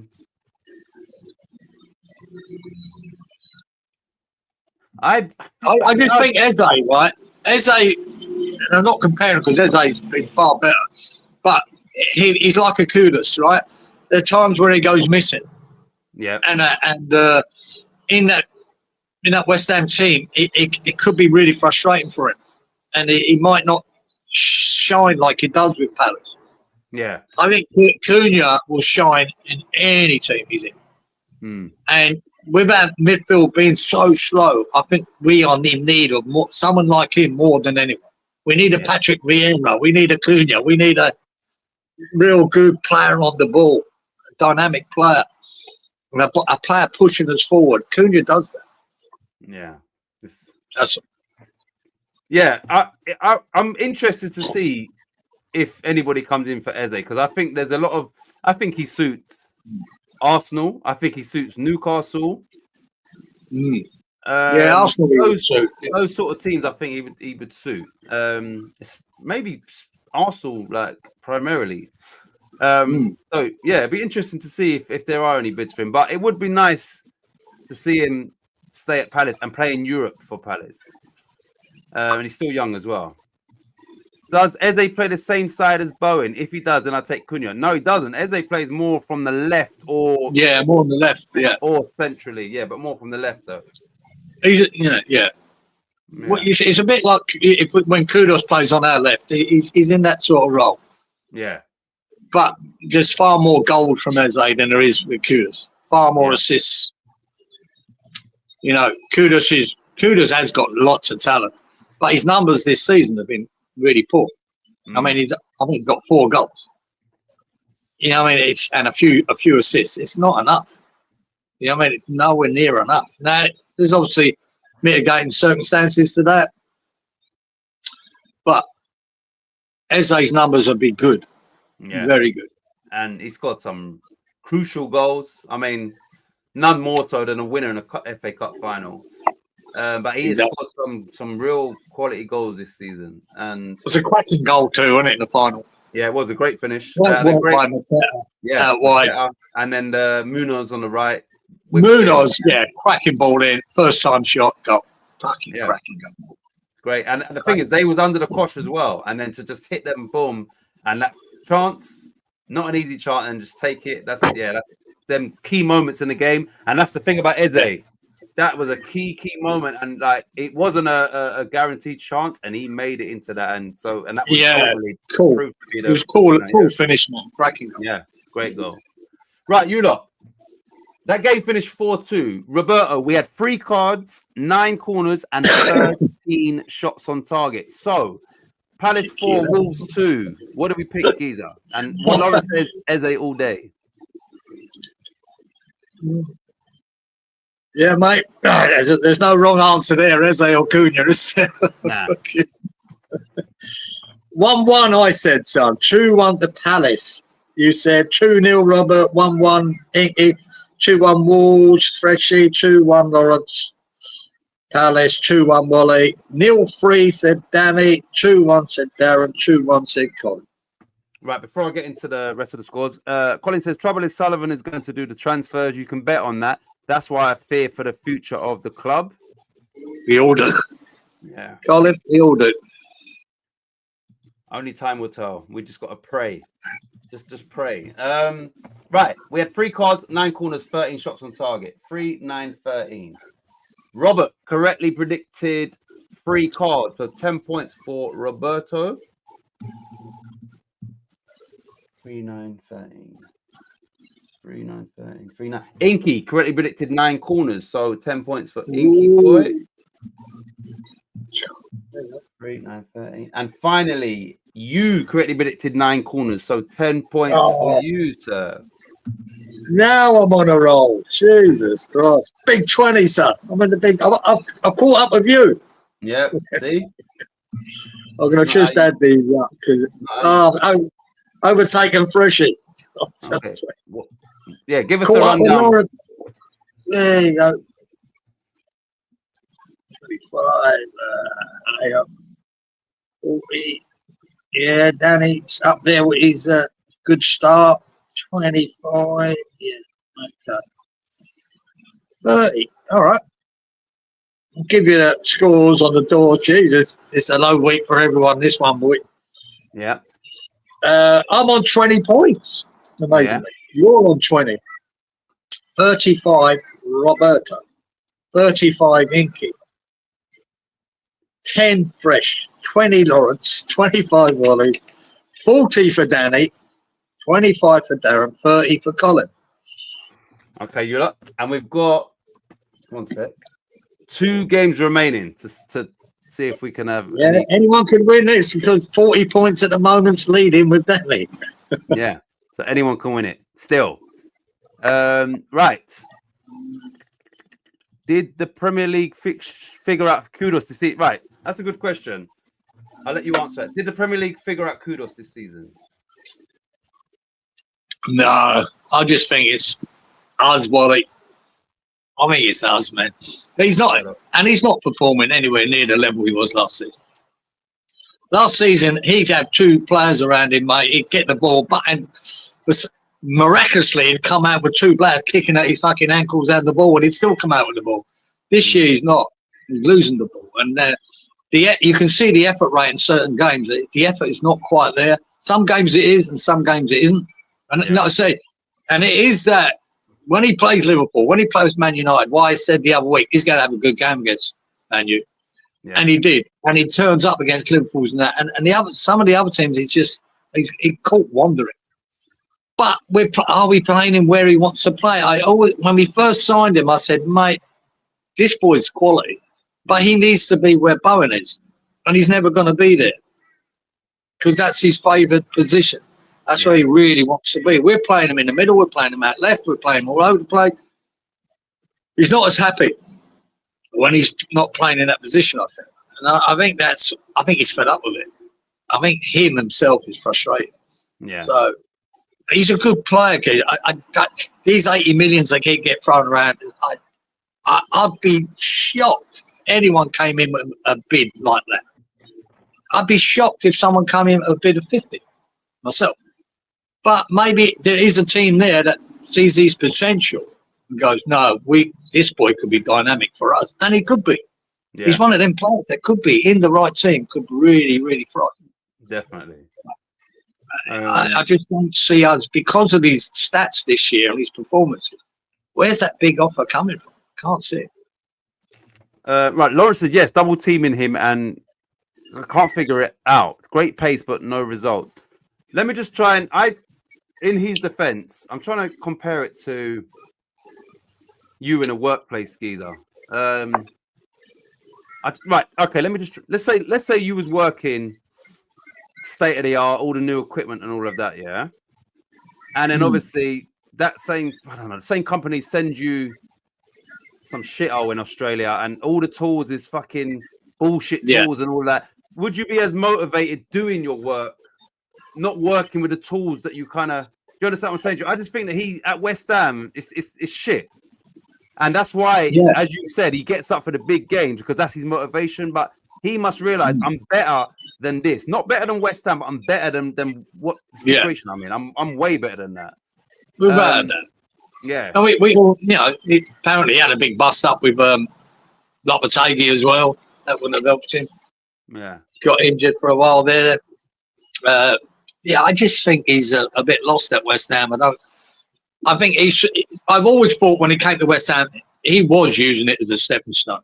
Yeah. And I thought, great. That doesn't bother me when players do that. If we can get 3 good seasons out of him and make loads of money out of him, that's great business in my mind. Yeah. And he started off like that. And this season he hasn't. But I think Lopetegui was a bad fit for him. Yeah. I'm not sure Potter is any better. So there's a lot of mitigating circumstances for him not performing. But you're in a team who is hitting the heights. It's Paqueta hitting the heights. Even Bowen this year. Thank fuck we got his goals. You know what I mean? He's been good. But over a season, Bowen hasn't been that great either. You know? Yeah. He's not full his potential that he could be if he was in a better team. Yeah. And a more settled team. Nowhere near it. Wan-Bissaka's stood out. And he did win Hammer of the Year, which we did speak about that last week. So he was. He did win it, did he? I wasn't 100% sure. Yeah, he did. Yeah. So deservedly as well. Yeah. Yeah. Right. Lawrence says Kudus is not finishing. Best game against Man United, passing into the box. Kudus sometimes selfish when he needed to pass. I don't mind that though, Lawrence. I don't mind that because being selfish is a good thing to a point. I don't mind that in a player being selfish. If there is selfish and there's stupid, you know what I mean? You'll take it on a ridiculous shot. All you got to do is pass it sideways to the guy and tap it in. Then that's fucking selfish. I don't think he's been that. I think holding on to, but I think once again it's frustration, and maybe you haven't got the people running, so you try and do a bit too much because I think it's a bit of both where he's just he doesn't have the players around him maybe that he sort of wants, people that are making those runs, people that are going to give and go and all of that. So sometimes it's frustration, I think, where he's just keeping hold of the ball and trying to make things happen. But I think there's a lot of frustration in his game. Right, sorry. So the game we're on now was Manchester City v Bournemouth, which finished Man City 3, Bournemouth 1. Now, Man City lost the FA Cup. They needed to win this game because obviously now they're going to the final game away to Fulham and they still need 3 points, potentially, or maybe a point. I don't know yet, but they needed to win this game, especially after what happened in the FA Cup. Yeah, this was all after the weekend, wasn't it, this game? Yeah. Oh, man, Marmouche. Yeah. Marmouche, did you see that goal? I saw it, yeah. Fucking hell, man. 30 yards out or so. What? Soon as he lined up to hit it, I went, what are you doing? And he jumped. He hit it with both feet off the floor, mate. Give it everything he could. And one of the goals of the season, Geezer, without a doubt. Just smashed it up, down, with a fucking bit of a left-hand spin off the inside, right up where the spider's hangs up, as we say in Australia. Oh, what a goal. What a goal. It was fabulous. Do you know what the beauty of it is in regards to football? Someone like Anzac, who openly says he don't know much about soccer, football, he would say, hold on a minute, how can he not score a free shot from 12 yards? Yeah, exactly. He can do it in the next game. He can score from that far. You understand what I'm saying to you? Yeah, it's I said it myself when he done that, mate. Shit, he didn't do it from 12 yards. How you going to do this? yeah. But he did. That's how I was thinking myself. But what a goal. It's one of the goals of the season. It's just, from that distance, what a shot. No keeper. No keeper. The keeper done everything he could to get to it. It was such a great shot. And, yeah, brilliant. Oh, just quickly, because I did mention it, but on a scale of 1 to 10, what would you rate Bowen's goal with a touch on the outside and then the bang, the volley? What would you rate that on? Yeah, that's a 9 out of 10. Bang, like great goal, isn't it? That touch. Great goal.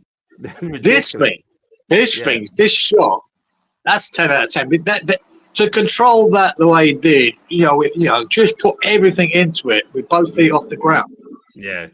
And get the swerve and the dip into a corner, a corner that's, that big.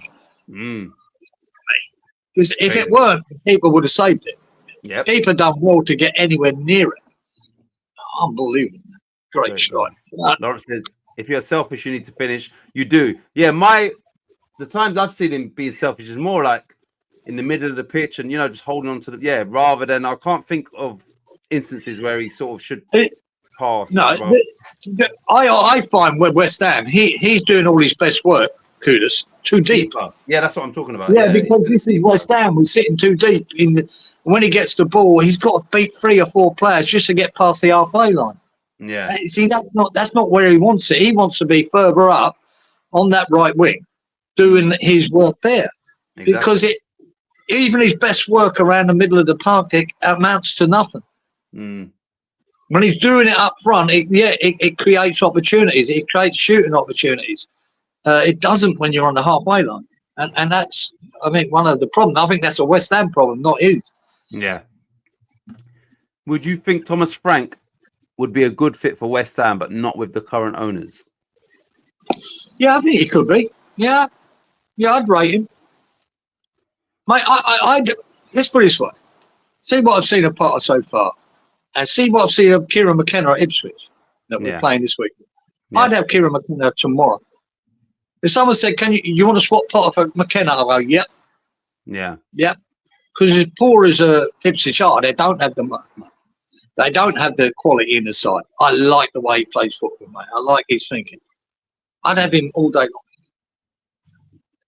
long. Potter, not so much. Speaking of a Thomas Frank is another one. Thomas Frank would be a good manager. Thomas Frank gets the best out of whoever he's working with. He gets the best out of those players. Speaking of Thomases, Thomas Tuchel has recalled Ivan Toney for England's upcoming World Cup fixture against Andorra and friendly against maybe South Africa. I'm not sure. Has he? Yeah. So Ivan Toney won the Asian Champions League with Al Hilal, whoever he's with. He's had a solid season, not just domestically, but obviously they've won their Champions League as well. So yeah, he's recalled him. So he's in that squad. Bowen's not in the squad. No surprise there, but yeah, Ivan Toney is in the squad. So Saudi Arabia doesn't necessarily mean you ain't getting in that squad. Right, Giza. Right, Roberto. We had Man City, Bournemouth. We had 6 cards, only 4 corners. and 7 shots on target. Man City 3, Bournemouth 1. Did anybody pick that as a correct score? Geezer, please. Anybody? No, 2-0. I said to Man City. 2-1. Utic. 1-1. Robert. What was the score? 3-1. 3-1 City. Oh, Inky, big move. What? Getting great picks up. Well done, Inky. Inky, 3-1. 2-1 said Freshy, yeah. 3-2 said Lawrence, unlucky. 2-1 Wally, yeah. 2-3 said Danny. 3-0 said Darren. 2-2 said Colin. So well done, Right. Inky. So, you look, we've got one more game after this, which was that European final. Anyway, 6-4-7. 6-4-7, 6-4-7, 6-4-7, 6-4-7, 6-4-7, 6-4. That's it. Just Inky. Nobody else scored any points for that game. Yeah, Oh, Inky, big move then, son. Big move. Put him in the lead. Right, 50 we've got one game. points to Danny's 40. Wally says, how will England do against the massive Andorra? It should be Wally. Oh, at least. struggle goes up. Good team, Andorra. Good team. Great team. Great team. Great Do team. you know Andorra, right? Andorra is a principality, one of the fucking mountains of Spain. Mm. You know what I mean? It's got about 15 people and a dog. Yeah, yeah. Right. Yeah. Okay, crazy. England, in reality, Wally, England should win by at least 4 goals. At least. At least they should do, right? As a bare minimum, it should be 3-0 England. I don't know if it's for home or away, but it should be like at least a 4-goal margin and a clean sheet. You're playing like a fucking amateur team. Yeah. I won't watch it. You know what I mean? I might watch the 10-minute highlights, Geezer. I would have no interest in watching this game. I won't watch any of that game at all. My mate, many used to go to Andorra in the winter for skiing. Yeah. Like big skiing resorts there. Yeah, there you go. Okay. It's actually it's a lovely place. Mm. There you go. Right, who's this? Wally says, is the Andorra team basically everyone at the local pub? Basically. Yeah. There's probably some. I'd imagine they've got a lot of imports that you might be Spanish, right? That no, they're not going to get in the Spanish team. Maybe sign up for Andorra. I don't know how it works. Yeah, they'll have a few ringers, won't they? Yeah, got them. Because I don't know how they would put an international team together. They're bad though, Wally. Whoever plays for them, I know for a fact that they are, as a national team, they are terrible. They're still one of the terrible ones. You know, some of these smaller nations are a lot better now. Andorra is not one of those nations. They're terrible. No, because they just don't have the people. There's just hardly anyone there. Yeah, they're right. You lot, for the final game, it was that European final we've already spoken about. It finished Spurs 1, Man United 0. We had 7 cards, Robert, 9 corners and 7. What's that? Oh right, yeah. 7 cards, 9 corners, and 7 shots on target. Spurs 1, Man United 0 in the battle to see who was the worst team ever, and that was Manchester United. Geezer, what did we do? Well, we talked about this game, haven't we? Terrible final. Awful final. I did stick with Big Ange and backed him. Yeah. I went 2-1. You went 2-1, Man United, never happening. Never happened. 2-2 said Robert. 2-1 Inky to Tottenham. 2-1 Fresh to Tottenham. Lawrence 1-0 but to Man United. Never happening. 1-0 Wally to Man United. Never happening. 2-1 Danny to Spurs. 2-1 Darren to Man U. 2-1 Colin to Man U, mate. Big Ange, mate. You should have listened to me. Have faith. Right, Colin says, I'm not interested in England. Never was under Southgate, nor was I. Southgate England was. Yeah, and Southgate's got to kill my interest as well, Colin. I got bored shitless watching. Terrible. Right, you lot, for the final game, we had 7 cards, 9 corners, and 7 shots on target. 7-9-7. Right, I correctly predicted 7 cards, so I'll have 10 points. 7-9-7. Wally correctly predicted 9 corners, so Wally will have 10 points. I'm meant to be catching him up. That's no good. 797. And that is it. It's just me and Walito. That is it. Yeah. So when you're ready, Geezer, Ooh. when you're ready, let me just put the league table up. Yeah, so when you can, let me know, and I will put it in here. Oh, well, no wonder Freshy's only been a big out at the beginning. Yeah, why? What's he on? Not 10 points. Yeah. Yeah.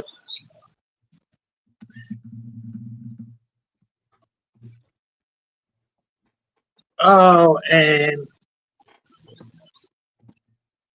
okay. Okay. All right. I with a massive 20 points, sir. Yep. You with a massive 30 points. Yep. Robert, 35 points. Yep. Freshy, 10 points. Yep. Lawrence, 20 points. Yep. Wally, 35. Yep. Darren, 25. 25. Yep. Colin, 30 points. Yep. Danny, great start, tailed off, 40 points. Yep. And this week's winner with that City versus Bournemouth result is Inky with 50 points. Well done, Inky boy. And that's the thing. It was a low scoring week, but through Very that, low. Inky still managed to win it. I've just noticed here, if Colin only got 30, both of them was correct scores, weren't they, for Colin? Yeah, both correct scores. So And then you've got me, who didn't get any correct scores, but I scored, 3 separate ones. So yeah, that's the way the cookie crumbles. But yeah, Inky, well done for your 50 points. well done, Inky. So you lot, just looking at the league table, I'll go from the top to the bottom. Freshie scored 10 points tonight. Wally made a little ground on him. He scored 35. Geezer scored 20. Underneath Geezer, Darren scored 25. So he still can't go above Geezer. Who's next? Lawrence scored 20, but he also got 100 points. So did me and Geezer, actually. Inky, tonight's winner, scored 50 points. Who's next? Danny, 40 points. Roberto, 35. I scored 30, and Colin scored 30. Back here. Right, let's get to the comments, and then, right, Robert says I'll make it 688. 688. 688. What's that for, Robert? Cheers, Danny. Spurs v. Yeah, 797. I've got that. What one have you got? 688, Robert. 688. Yeah, this one is right. What one's this for, Roberto? 688.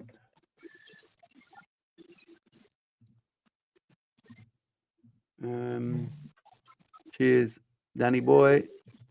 Shit week, says Lawrence. But Lawrence, don't worry, you got the 100 points lucky dip. Yeah. Inky, 2 Leeds lads at the top. They were. Well done, Inky. I thought Leeds fans liked the bottom, says Lawrence. Palace v City. Palace v City. Palace v City. Wait, hold on. Yeah. 6. I've got that. 688. Palace City was the first game, Robert. But yeah, I've got that. 688 was the... Unless that came through late. But yeah, I've got that, Robert. 688. So that's all correct, Robert. Right, you lot. Oh, shit, what's happened there? Just 2 seconds, guys. No worries. Right, you lot, we're going to get into the final predictions of this season, which is the final... Shit. What's up?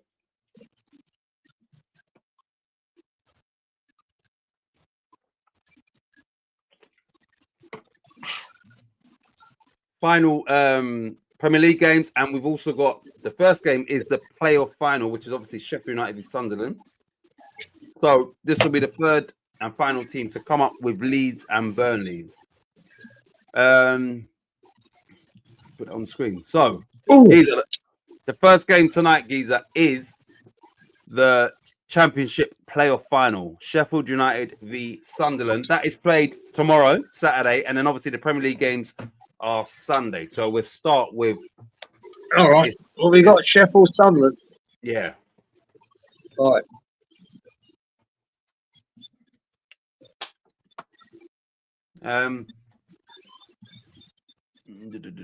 Cheers, Wally. Right, so Danny's first. Danny is going for. He's back in the underdogs, which they are in this game. He's gone for Sheffield United 0, Sunderland 1. Danny. Yeah.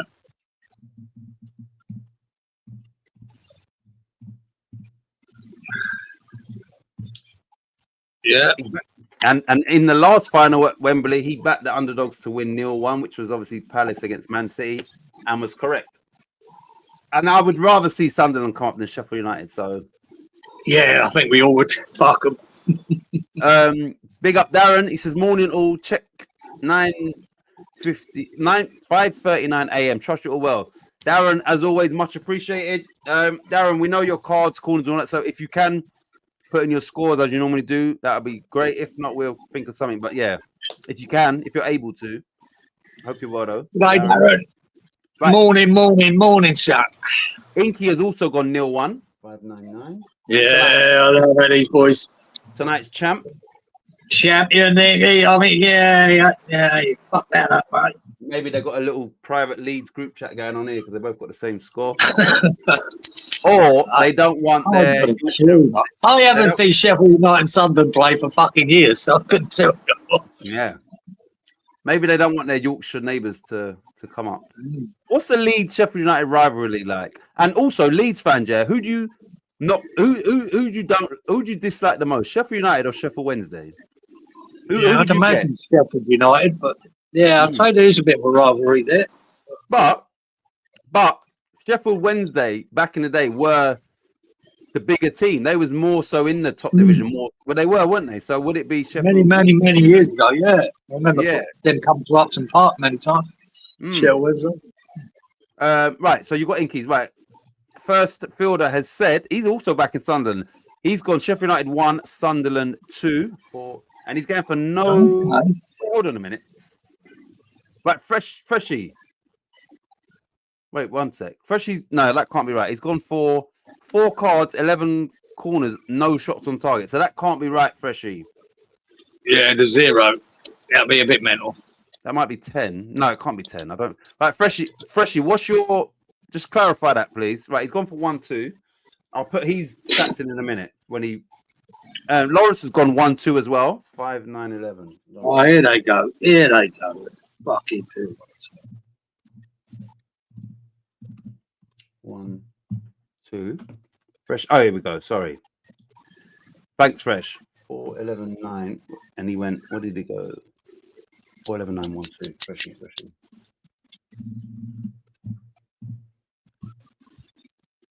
Yeah. What's Wally? Fucking 2-1 or 1-2? Which right. Right. Hold on. Sorry. No. Wait. That's not right. This is right. Robert's gone 2-1 Sheffield United. Right, Robert. What's your cards and all that?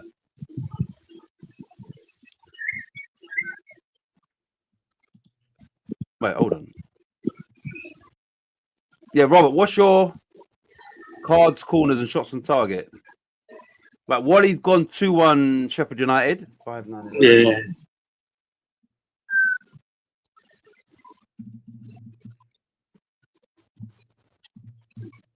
Who finished above who? Sheffield United finished above Sunderland. They was like way above the rest of the other teams. But I think they've beaten each. No, I don't know if I'm right. I think they might have beaten each other once each, or once a piece this season. I think. Right, Colin has gone for 1-2. Sheffield United 1, Sunderland 2. 5, 10, 10. 1, 2.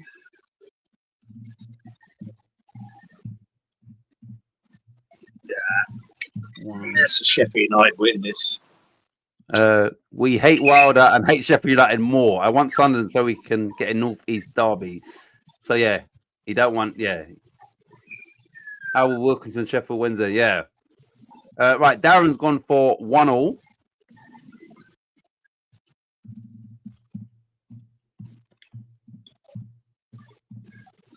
Right. Yeah. Right, We're talking extra time. This can't be right. Robert has gone for 5 cards, 14 corners, and 30 shots on target. Is that right, Robert? I did. Well, Robert done one last week, about 22 fucking 22 corners. but 30 shots Mental. on target. Robert, is that correct? I was trying to, yeah. I'm going to put it in. 30 shots on target, mate. That ain't going to happen in 3 games. Right, he said yes. He's sticking to that. Robert's got bonkers. Crazy. Robert's got bonkers, mate. And he's only picked 2-1, so there'll be some terrible. They need to some terrible shooting going on there. Right, Robert. So he's gone 5, 14, 30. See, I fancy the 2-1 to Sheffield United myself. But I like the 1-1 as well. Go extra time. Good luck, Robert.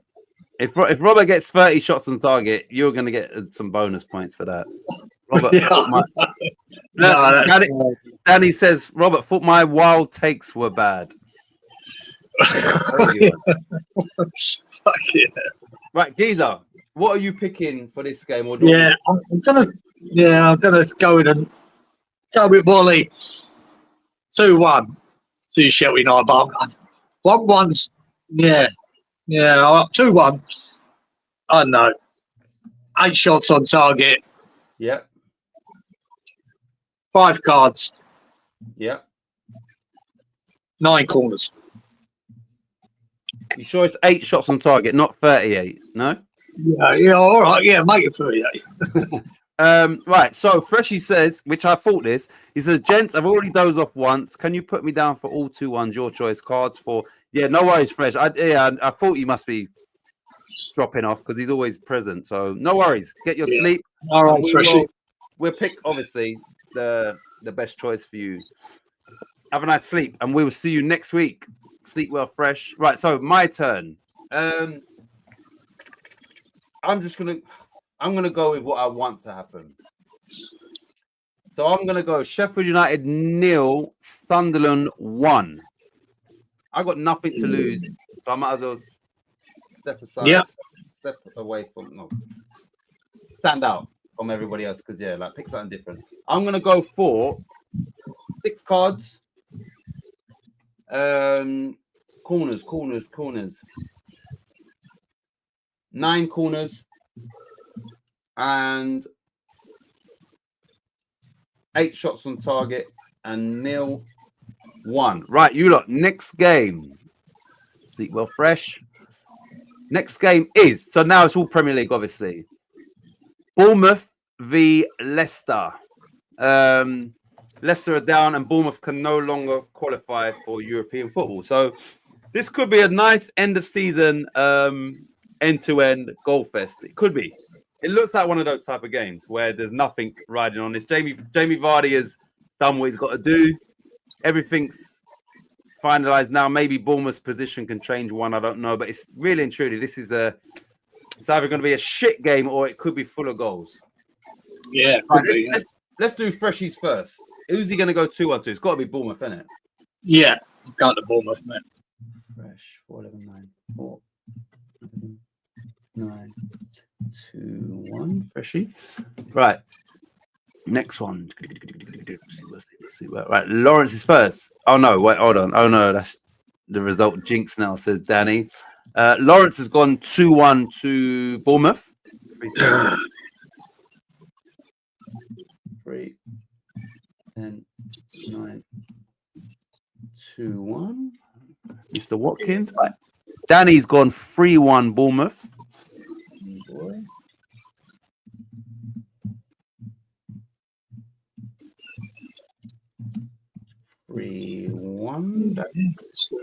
Next game. The last game they played on the 1st of Jan, they had 30 shots between them. Fucking hell. All right.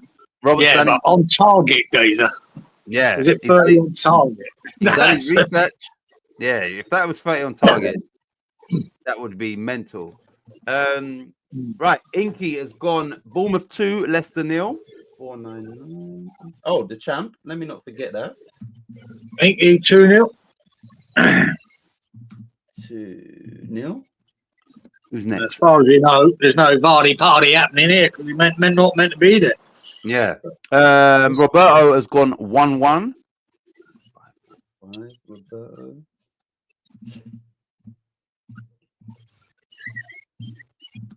1-1. Walito has gone 2-0. 3, 10, 10. Whoa, changing it up. 3. Yeah, about time, Wally. About time, chap. 2-0, Wally. Colin has gone 2-2. 5, 10, Colin. Yeah, I would see you. Yeah, I've already written mine down, but then what have we got for Darren? Darren says 2-1 Bournemouth. Ooh. Yeah, I'm not giving Leicester a goal in this game. I'm going 3-0. Wait. 3-0. Robert says, shit, I was looking at total shots. Can I change it to 9? Of course you can. Yeah, I think you should, Robert.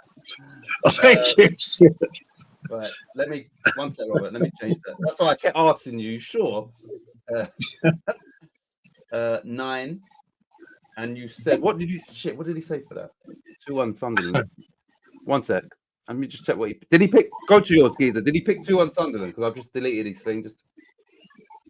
What's that, mate? You're mine. Did he pick 2-1 Sheffield United in that game or Sunderland? Yeah, 2-1, yeah. To Sheffield United, yeah? Yeah. Okay, right, yeah, got that. Robert, that's changed. Right, so it's just us two then. Bournemouth v Leicester.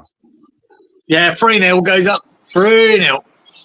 3-0 No Vardy, no goals, mate.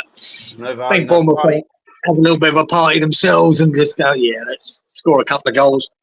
Yeah. And 3 cards. Right. 3 cards. Yep.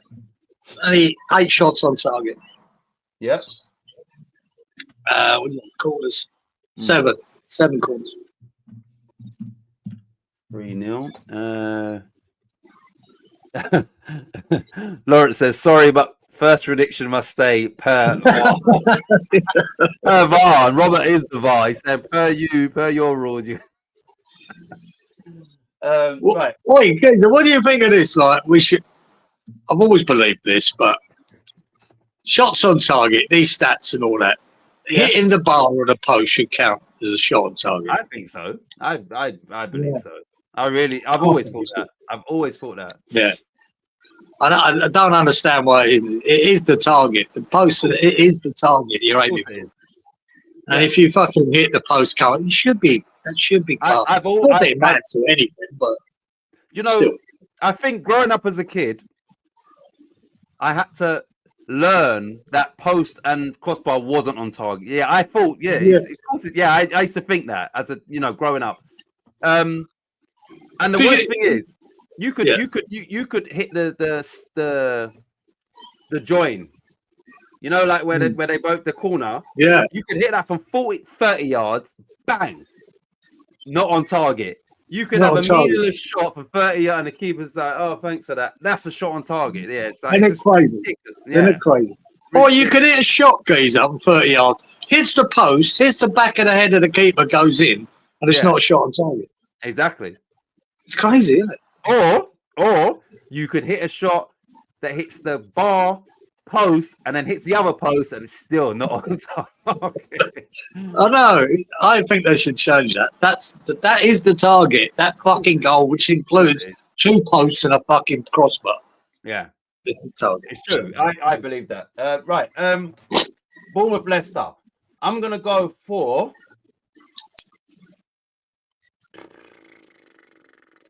3-1 Bournemouth. Oh, giving them a goal. Give him a goal. We're going to have 2 cards because there's no need for any handbags, gentlemen. Right, 2 cards. We'll have 11 corners. We will have 8 shots on target. And I said 3-1. Right, next game. Right, so Lawrence agrees with you in regards to hitting a post or crossbar. Robert, I think Robert agrees as well. I think. Sorry, what happened there? What he says. What about a shot blocked by a defender? If that defender's in front of the goal, it's on target. It's a shot on target. Yeah. Shot on target, Wally. Yeah, crazy. It's so misleading, that stat. You know what I mean? Well, you could have a game like it's 0-0, hit the bar 6 times, you not had a shot on target. Yeah. What the fuck? Robert says if you hit the woodwork, it's not a goal.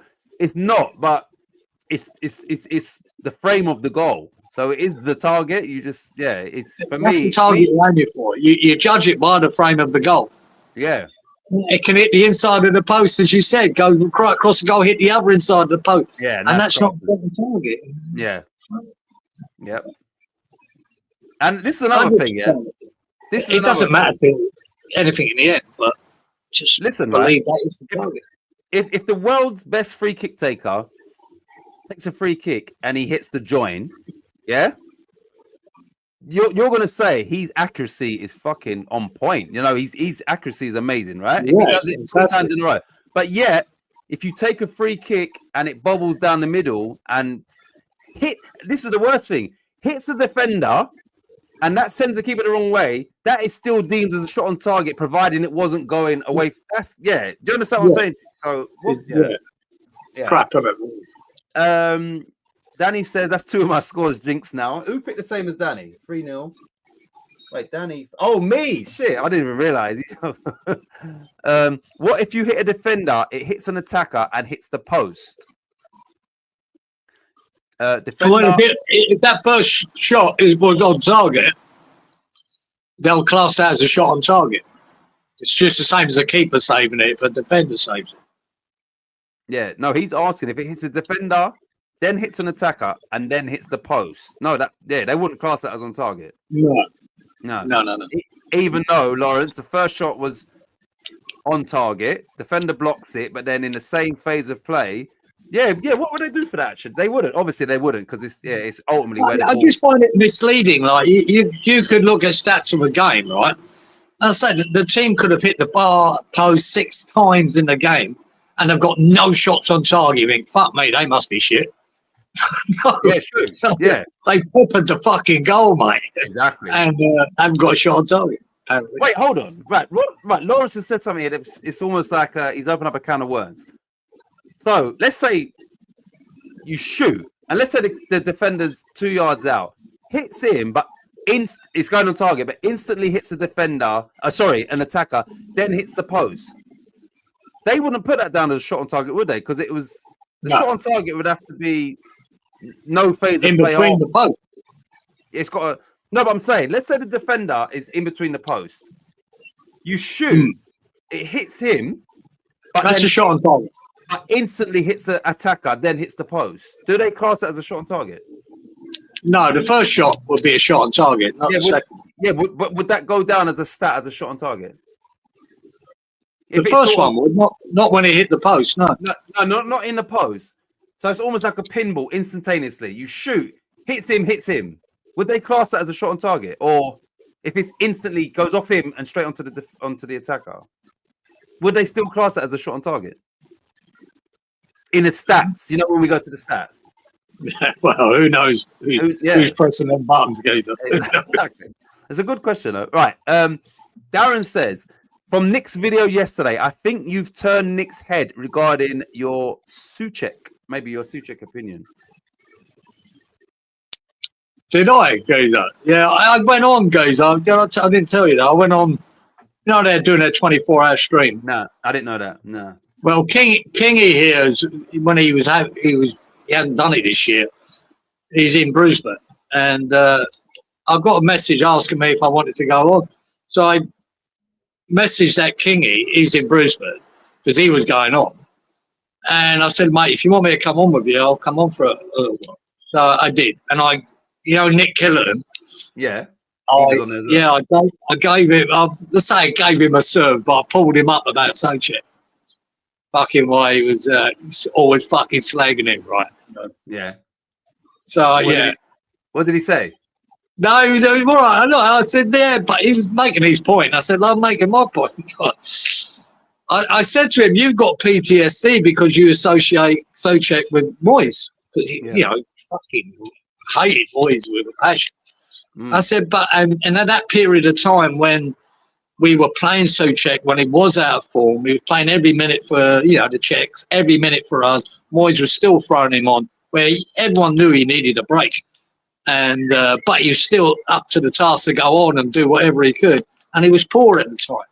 And in his head, that he relates Moyes to Souček to Moyes, and that's why he's not giving him credit. And I said to him, "Mate, I watched one of your things where you said the Everton game, you fell asleep during it. It was so boring, right? And that's when Souček scored.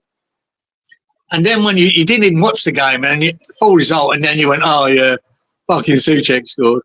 As if what?" Yeah. I said, no, that's in your head, mate. You didn't want him to score. So I was sort of giving him a bit of a serve, but Darren now, I don't know if I'll change his mind about it. Maybe he's put out a video since, and I don't know. Maybe something you've said has resonated a bit, because obviously he's put out a video that Darren has seen, and he might have changed his tune a bit. No. When that game happened at the weekend, the first few minutes, Soufal put a great ball in, great header by Souček, and the boy saved it. And this was after that, when I'd done that show with him, and I thought, brilliant. Look, here's Souček at his best. But really, the rest of the game, Souček was pretty anonymous. Robert says you're aiming. You've got a point with Souček in that midfield. You've got Rodriguez and board players and Souček, mate. Yeah, that's exactly.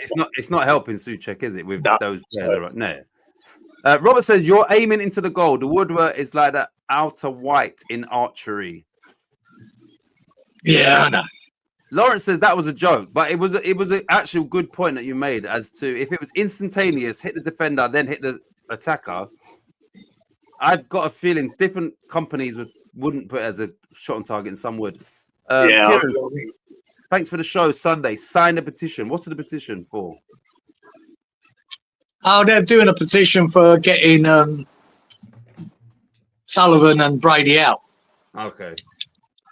All right. Ain't gonna happen. Ain't gonna happen. No. The woodwork is framing the goal. I know what you're saying, Rob. Obviously, the obvious is it's not on target, but the reality it's not. There's an argument in both ways. Shot on target. I just wish they would say, "Fuck it, hitting a post is a shot on target. That's it." I'd rather they did that than say, "Yeah."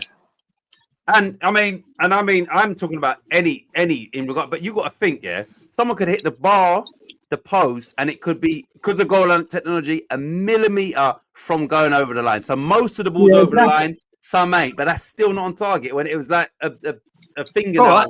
Yeah. Well, let's take it to its ultimate stupidity, right? What if he has a shot, right, hits that bar, hits the post, and does go in? The actual shot, if you go there, was not on target because he hit the post. So the ball went in, but it weren't a shot on target. So what's that then? Exactly. It's true. Danny says the post and bar are harder to hit as well. Exactly. That's what I'm saying. Like I said, you lot. Like, all right, this is the reality, What looks better from aesthetically, a 30-yard curling shot that smacks the join, or a free kick that bobbles and screams and hits him and hits him, and you understand? Like, that's a goal. I've never. There's nothing better than watching a goal like that Marmoush shot the other night that hits the inside of a post and goes in. There's nothing better than rather than just going in. I think it looks better. You know what I mean? It's more entertaining. Exactly. Fucking brilliant. Right, you lot. Next game. What's the next one? The next game is Fulham v Manchester City. Man City. Right, let me just give you some. Because I'll tell you what Man City need to do. Man City need a point. They need a point. Just a point, yeah. Okay, you lot. So I don't even need to look. Man City need a point. They are away to Fulham, and even if they don't get the point, maybe other results and that could go in their favour. I don't know, but this is a game. I think with their superior goal difference means a point will do it. Yeah. Right. So Fulham v Man City. Let's go Freshie. Freshie's surely going to go 1-2. Yeah. Yeah, we'll give him 1-2. Fresh.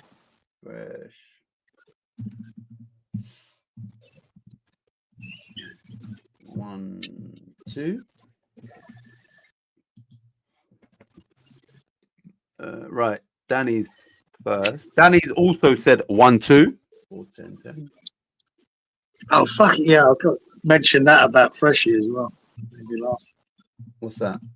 1, 2. Yesterday, Budgie does his show with that, what used to be Early Doors. He's changed it to another name now. Tony, right? Nice guy, Tony, his show, right? Yeah. And he sent me a link. But they start at 5 a.m. for me and all that. Anyway, I woke up, about 6:30 or something. They're still going. So I popped on for the last 20 minutes or so. Yeah. I had that boy Jay that was on there. He's a good lad. Lives in Spain. Had a good laugh at it for 20 minutes, half hour. And then I said, "Oh boy, I'll let you finish your show," and I left. Yeah. And then, so I watched the last. So I just went downstairs. It was still on my telly, and then a comment from Fresh was, "Fuck," he said, "I thought he'd never leave." Talking about you. Yeah. Yeah. Funny, man. I laughed. I went through it. Oh shit. Right. Wally. Wally has gone Fulham 1, Man City 3. What? Fucking hell, Wally's changing it up, mate. He's swinging. I can't remember his terminology. It's the final round. He's got to go for it. Yeah, final round. Yeah, proud shirt there, Wally. Darren's also gone. Actually, we should have banned 2-1s. We should have banned 2-1s with this one. Ban him. Darren's gone 1-3. 1-3. Oh, fucking hell, mate. You're hard to pick City anymore, isn't it? Mm-hmm. What's Colin's gone 2-2. 5, 10, 9. 2-2. Again, Colin. 2 in a row. 2-2s. Right, so let me go back to everybody else's. Roberto has gone 1-3.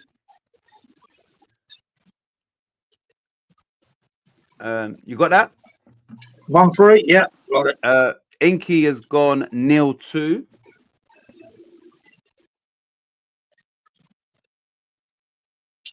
Is that everybody but from us two? Or is there one more score I need to give you? Lawrence went 1-2. Missed that. No, you didn't miss it. You was talking, so I was putting it into my system. Sorry. Yeah. I didn't say. I was just wondering how far. So you got everyone, yeah, apart from us two. Yeah. Do you know what you're doing, or do you want me to go? You go, sir. Go for it. Go for the 3-2s. It's funny you said 0-0. 0-0.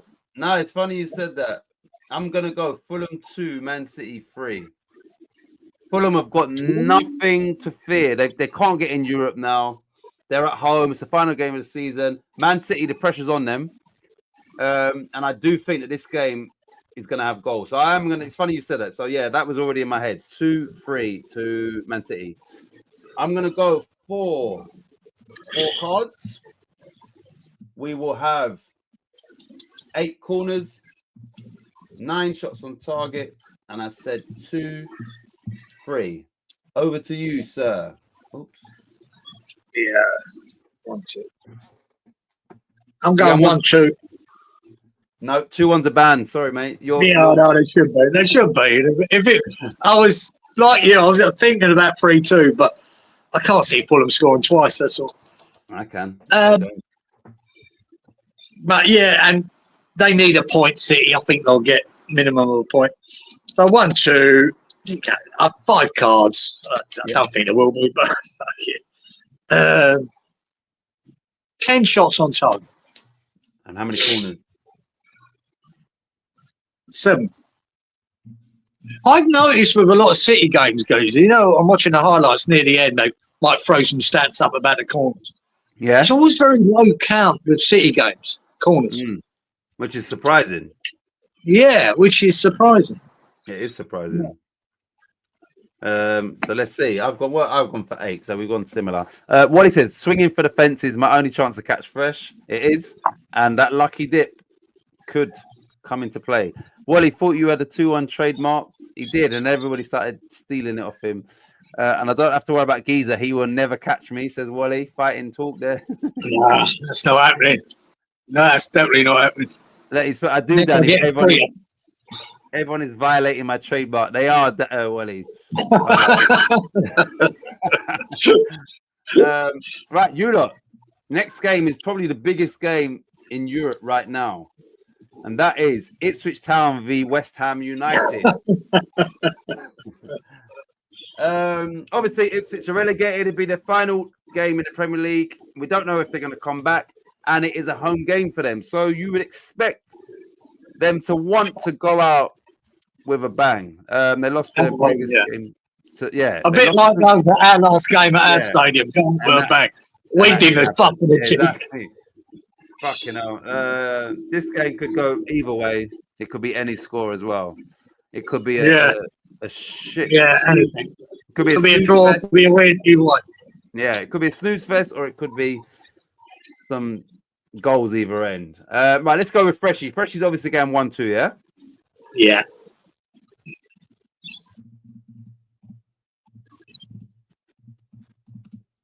One, two, Freshie. Here we go. So Robert is first. Robert has gone for Ipswich 0, West Ham 2. 4-10-7. 4-10. 0-2, Robert. Fabianski to start. Fuck's sake. Fabianski to start. You should have started in the last home game. You should have done. Danny's gone 2-0 Ipswich. 4-10-10. Oh, Danny. Fucking hell, mate. Doomsday Danny. 2-0. You know how good we are. Well, Inky's backing us. Inky says 0-2. The champ. Who can argue with the champ as well? 0-2. 9. Yeah. He's on it, mate. 0-2. Lawrence says, I have to run. I sent my picks. Thank you, all lovely people, unless you ain't West Ham. He's joking, by the way. Lawrence, no worries. I didn't even see you, Lawrence. See you next time. Tiger. Lawrence. Lawrence. Right, I've got his picks. Nice one, Lawrence. Yes, I've got, and this one. Right, here we go. Wally's gone 1-2. 3-10-10.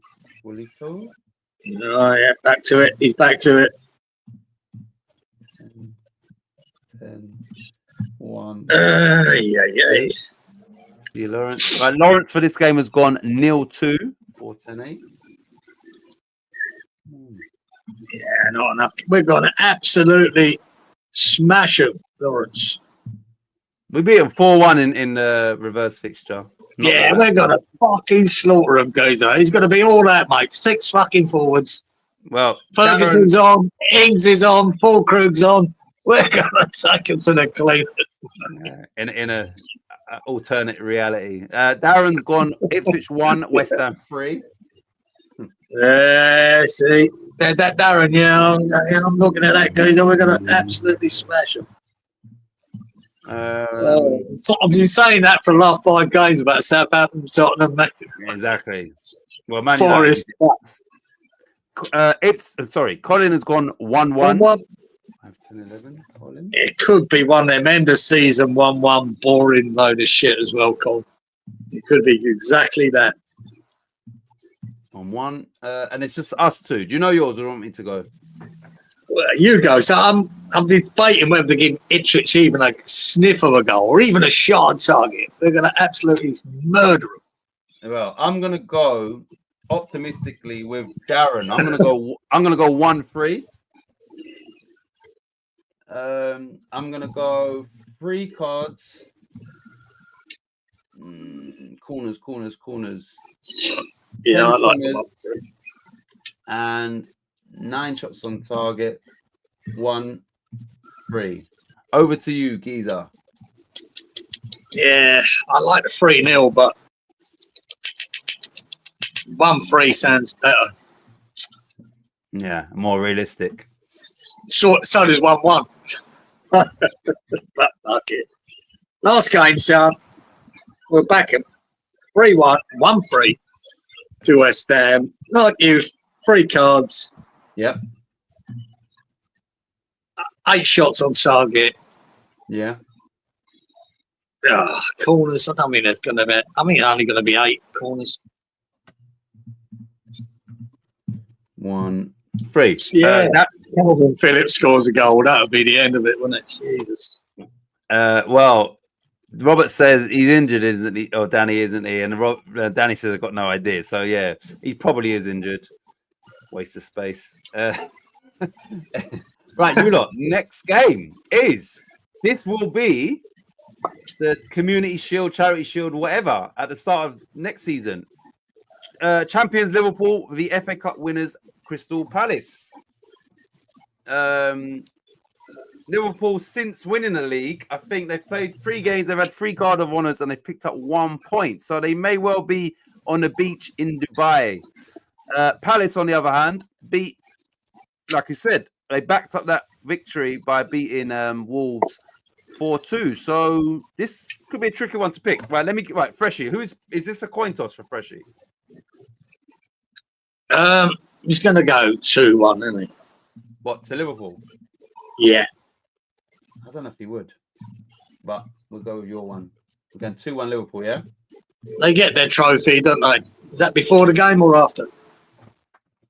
Probably after. Probably, I don't know.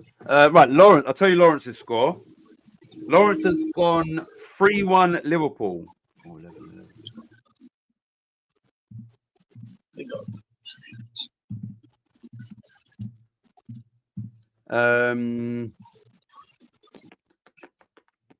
Danny has gone 1-2. I'm sure this is the right game. Yes, it is. 14-10. Danny boy. 1-2, Danny. Yep. Ooh, he's going against the grain again. Never happening, Danny boy. Not on that one. Roberto said, yeah, exactly. Maybe Liverpool don't give it to us, but I think their last game at home with the trophy and all that, they wouldn't want to finish with a loss. Let's put it. But Palace has got momentum. Palace are riding the crest of a wave. Roberto's gone 2-2, which kind of looks appealing. You know, that was my first fault in this game. 2-2. It looks appealing. That does. 7-2-2. Roberto. Inky has gone 2-0 Liverpool. Oops. Inky's gone 2-0 Liverpool. 5-10-10. The champ. Tonight's champ. 10. A lot of 2-0s in there, Inky boy. A lot of 2-0s going on. Calvin Phillips got a calf injury. Walito has gone 3-1 Liverpool. 3-10-10. 3-1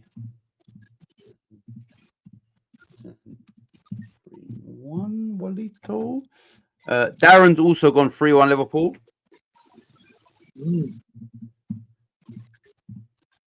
Yeah. Salah would want to sign off with 1, wouldn't he? Yeah. Robert, can you... Does Alexander-Arnold play, geezer? Does Alexander-Arnold? He didn't bring him on against Brighton the other day. No, he didn't. Got to play him. Well, you'd hope so, but then is he protecting him by knowing he's just going to get booed and all that? Which is disgraceful. We've already spoken about this, but it's fucking disgraceful. Yeah. Colin's gone Liverpool 1, Palace 2. 4-10-9. Colin. 4-2. Yeah, I don't know. I'm going to stick with my first fault tonight. Okay. What was that fault of yours? 2-2. Yeah. 2. It was in my head. Yep. 2-2. Everyone's a winner. Palace got their trophy. Liverpool got their trophy. 2-2 draw. It all makes sense. I don't think there'll be a lot of cards, but we'll give them 4. Would there be 4? Probably not, but I'll go 4 cards. Yeah. I'll have 9 shots on target. Yeah. And maybe a few corners, though. 10 corners.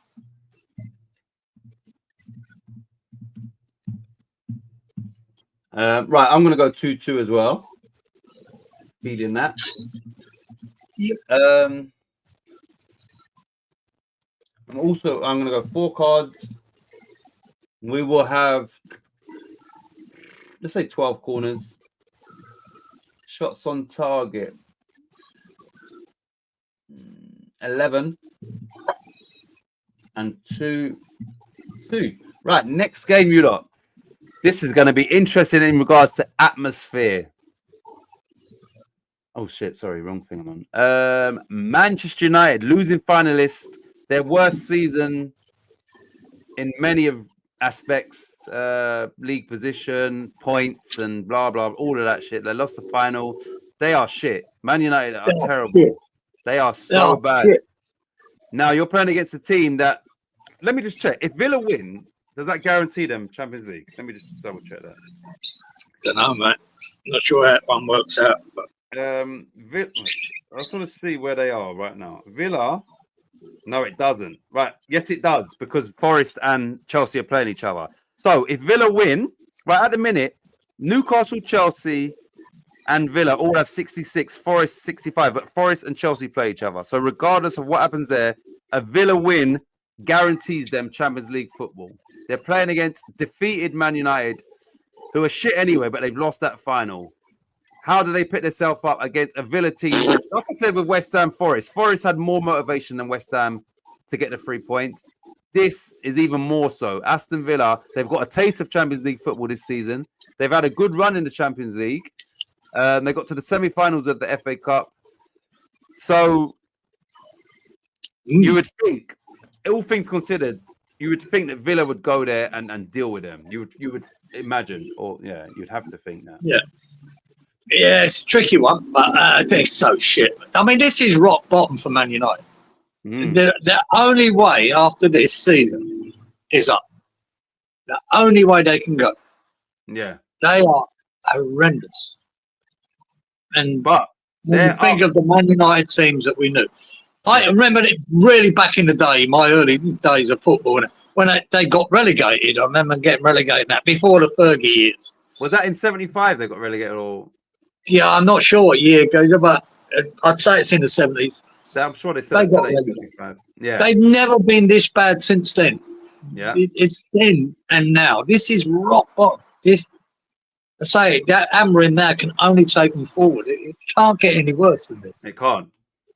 No. The only thing is, Geezer, it can't get any worse. That's a fact, right?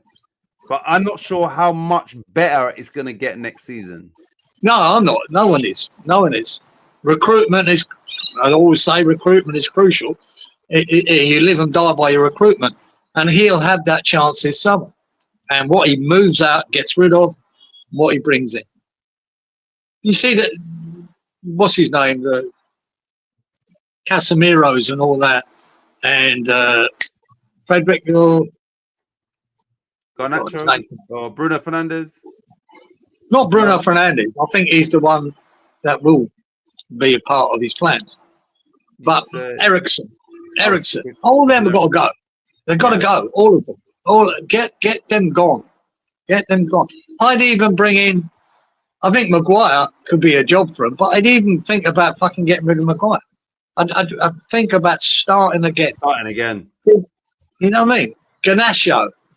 Apparently, after that fight, he was slagging Amorim off for only playing for the last 19 minutes. Yeah. Fuck him off, mate. Get it, Højlund. Fuck him off. Mount.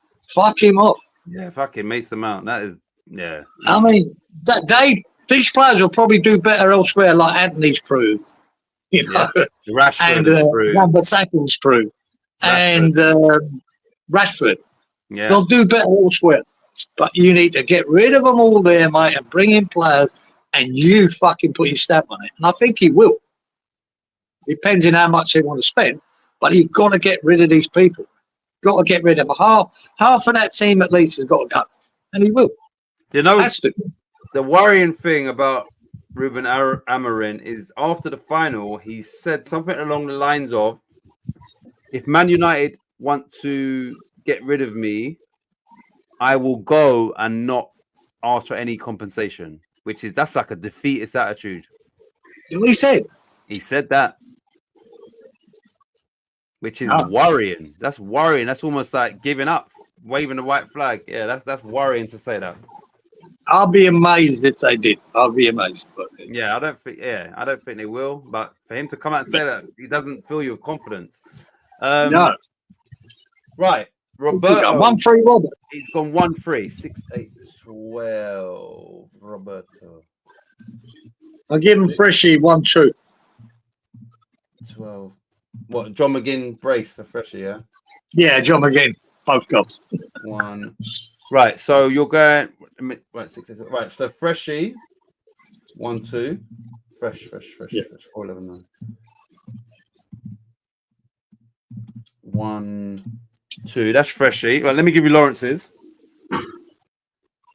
Lawrence has gone 1-3.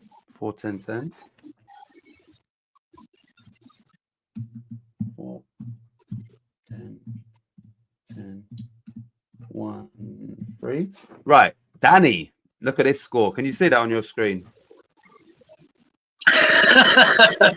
Now that's an end of season score, Danny. Love it. Never happening. But I love it. That would be hilarious. Wait, hold on. 4, 10, 15. That would be hilarious. Then they get rid of Amarin. That would be a fact. Wasn't that, mate? Wasn't that? Oh man, I'd love to see that. Even if it was 4-1 or 5-1. Yeah, exactly. Slapped. Oh, it'd be fantastic. Danny's gone 1-2. The champ. 5, 9, 10. 1, 2. No, sorry, Inky, not Danny. Inky. Oh, I can say I've already got Danny 1-2. Yeah. Yeah, that's probably 1-2 is probably not a bad pick. 2. Darren has gone 1-3.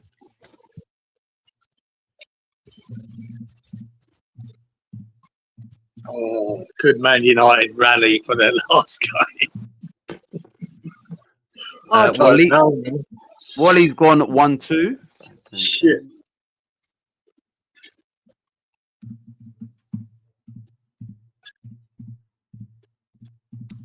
One, 2. Wally. Right. Colin is here. Colin says 0-2.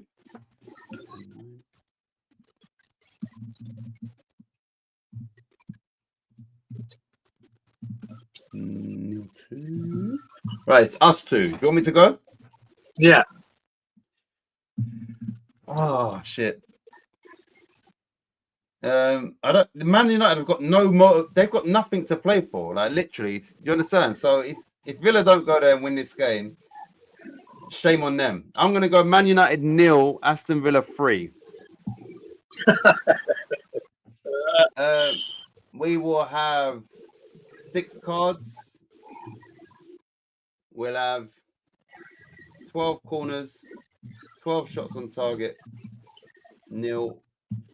Over to you, sir. Oops. I'm going to go for a boring 1-1. 1-1. Ooh, that could fuck up Villa. That could really damage Villa's push for the Champions League. I think Man United have to fucking do something here. That's all. I think Villa winning 2-1 is probably more likely. But I'm going to go for 1-1 that they're chucking, do everything they can not to lose. Not to lose. In front of their fans with the worst season ever. Right. I'm going to go 7 shots on target. Yeah. 9 corners. Yep. 4 cards. A boring 1-1. Right, you lot. Big game. One sec. Let me read this first. Let's hope Scum finish 2 places lower next season, which obviously would see them in the championship. That would be wonderful for me to. Yeah, That would be wonderful. I believe they'll be in the top 10 next year. Yeah, and I mean at least in the top 10. I think they'll be such a shame. Such a shame. Hopefully not. Remember, they've got no European football either, so it is focusing on the league for them. Let's see. On the league only. Yeah. And like I said, this is their most crucial fucking transfer window they'll ever have. But I think they'll have massive changes in that team and that squad. And there is a couple of good youngsters there though, as well. That Ahmad and what's his name? and I think they'll push forward with some good signings. I just got a funny feeling. Imagine even having Cunha there. What a difference that could make. Yeah. Yeah, I think they will. I think they'll be challenging for Europe next year, Man United, as that. They've hit rock bottom. I say the only way is up. Only way. Yes. The only way. Right. So this Only game way is up. baby. Right. This game had Champions League intentions on the line, and so do the next two. Newcastle v Everton. Now, Newcastle, all they have to do, and I say that lightly, they're in fourth position on 66, same as Chelsea, same as Villa. All they got to do, a win guarantees them Champions League football next season.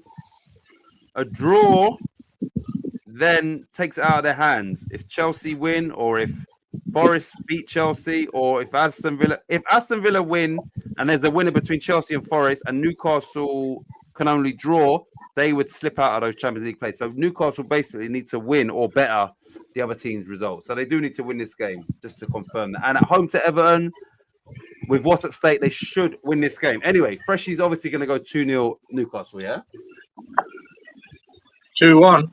2-1, sorry. Yeah. Yeah, I think he should go 2-0. You know why I've said 2-0? Because I think that's what's in my head. So I think that's why that came out of my head. But yeah. Anyway, Freshy 2-1. Right, let's see what Lawrence said. Lawrence, Newcastle. He said 2-1 Newcastle. 3-10-9. Lawrence.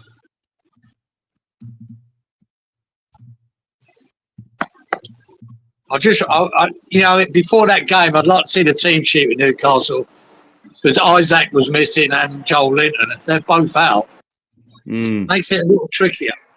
Yep. It does. But they've got the home support behind them. Everton, they can be, Moyes is this season, he's getting the best out of his team. They're dogged. So, but at St. James's Park with Champions League at stake, they should win that game. Regardless. They should. Even with a couple of players out, they should win that. Right, Robert must have been the first one. Robert says 2-1 to Newcastle. 4-11-10. 4-11-10.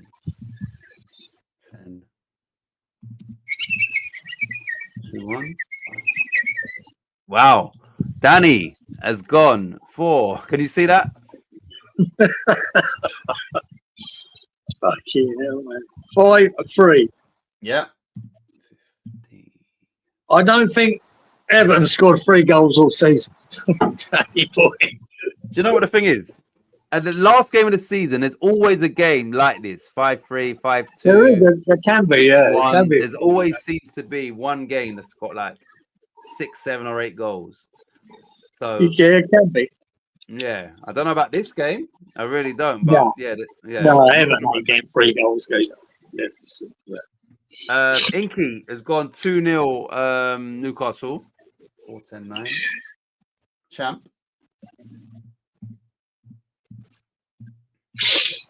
Yeah, I'm liking that one. Yeah, that's my one. Wally has also gone 2-0 Newcastle. 5-10-10.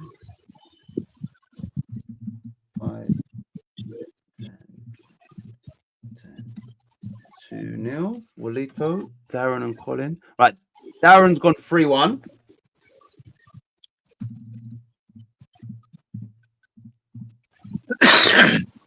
Yeah, I'm not giving them fuckers a goal. Colin has gone 2-0 Newcastle. 5-10-10. Gone 2-0. Yeah, I'm with you, Cole. That's where I was. I'd already written it down early on. 2-0. Right, Geezer, over to you. Yeah, the 2-0 for me goes. I'm not giving Everton a goal. I'm not sure. Say, could be harder for Newcastle if certain players are missing, but 2-0. I'll have 8 shots on target. Yeah. 7 corners. Yeah. 3 cards.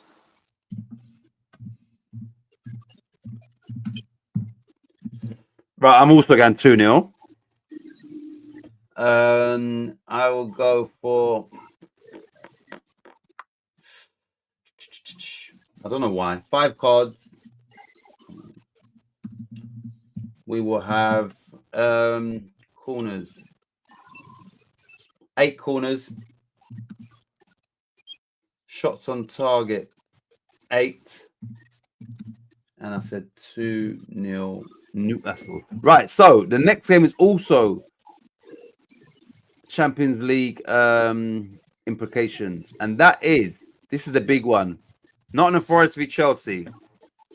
For Chelsea, 3 points guarantees them. For Forest, 3 points does not guarantee them Champions League football. They do need another result to go their way. So first and foremost, Forest have got to win this game. They have to win and hope. I think it would be an anticlimax if they don't get Champions League, considering how long they was in the Champions League places. But on the grand scheme of things, for Forest, after last season, to get any type of European football is an amazing feat.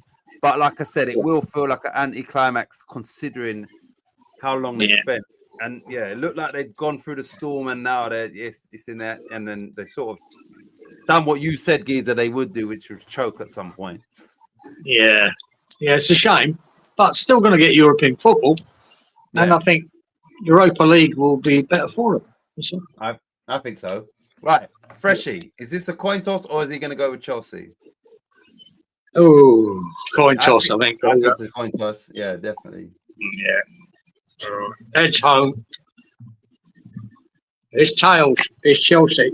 1-2. 1-2. Right, Lawrence has gone. What game is this? 2-2 for Lawrence, which does not help Forest. He's gone 2-2. Lawrence.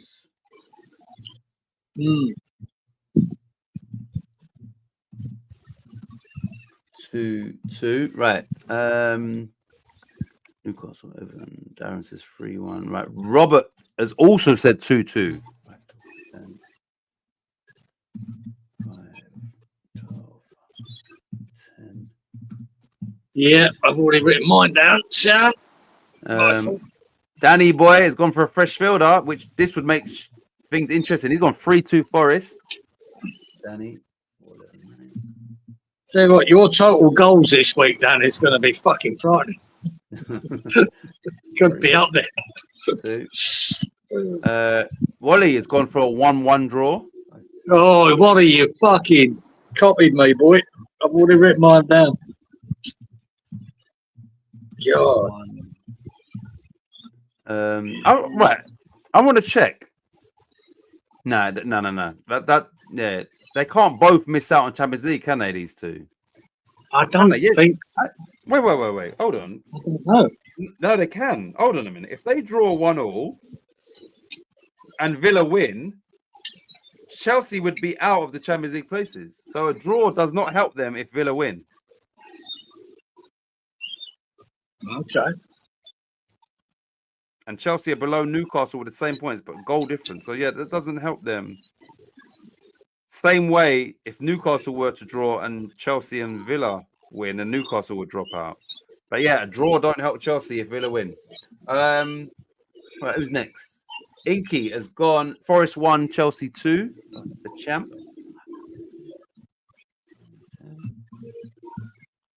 9, 10, 1, 2. Inky. Colin has gone 2-1 Forest.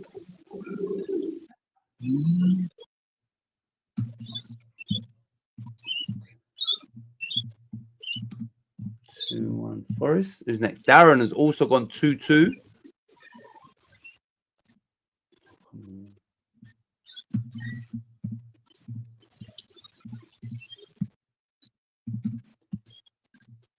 And it's us two. I know you got your score already, ain't you? Yeah, I've gone for 1-1.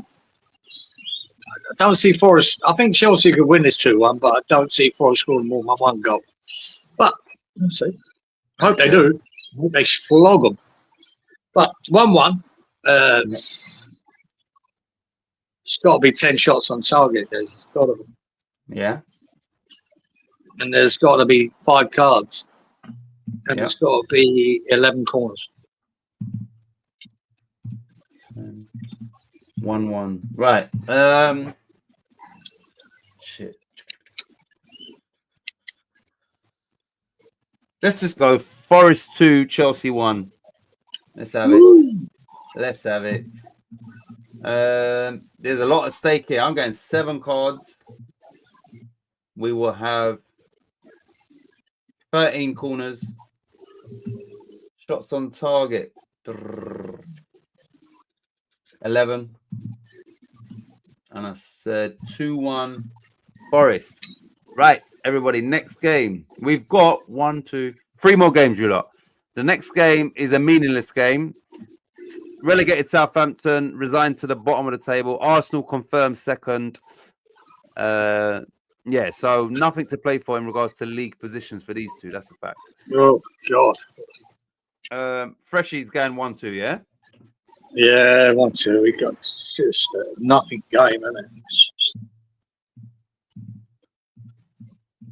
No one cares. I'd imagine Arsenal play a lot of kids in this game too. Lawrence has gone for 0-2.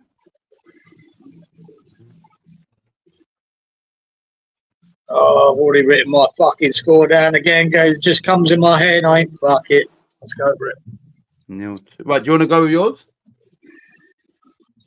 0-4. 0-4. Arsenal finish on a high. Yeah. Start banging a few goals.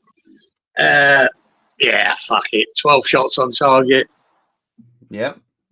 9 corners. Yeah. 3 cards.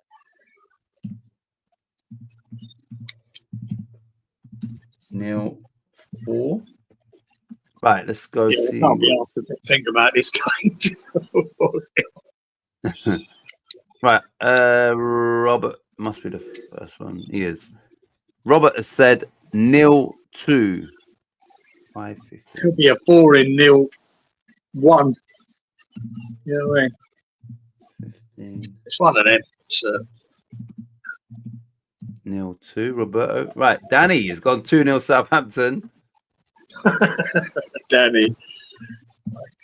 Off the wall, Danny. Off his rocker. Flynn Downs with a brace. Oh, he says for the laugh. He's end of season. He's like, you know what? Yeah. That would be funny, though. He would. Wally's gone 0-2. It would be funny. 0-2, Wally. Inky's gone 0-3. Tonight's champ, 399. 399 0-3. Inky boy. Darren's also gone 0-3.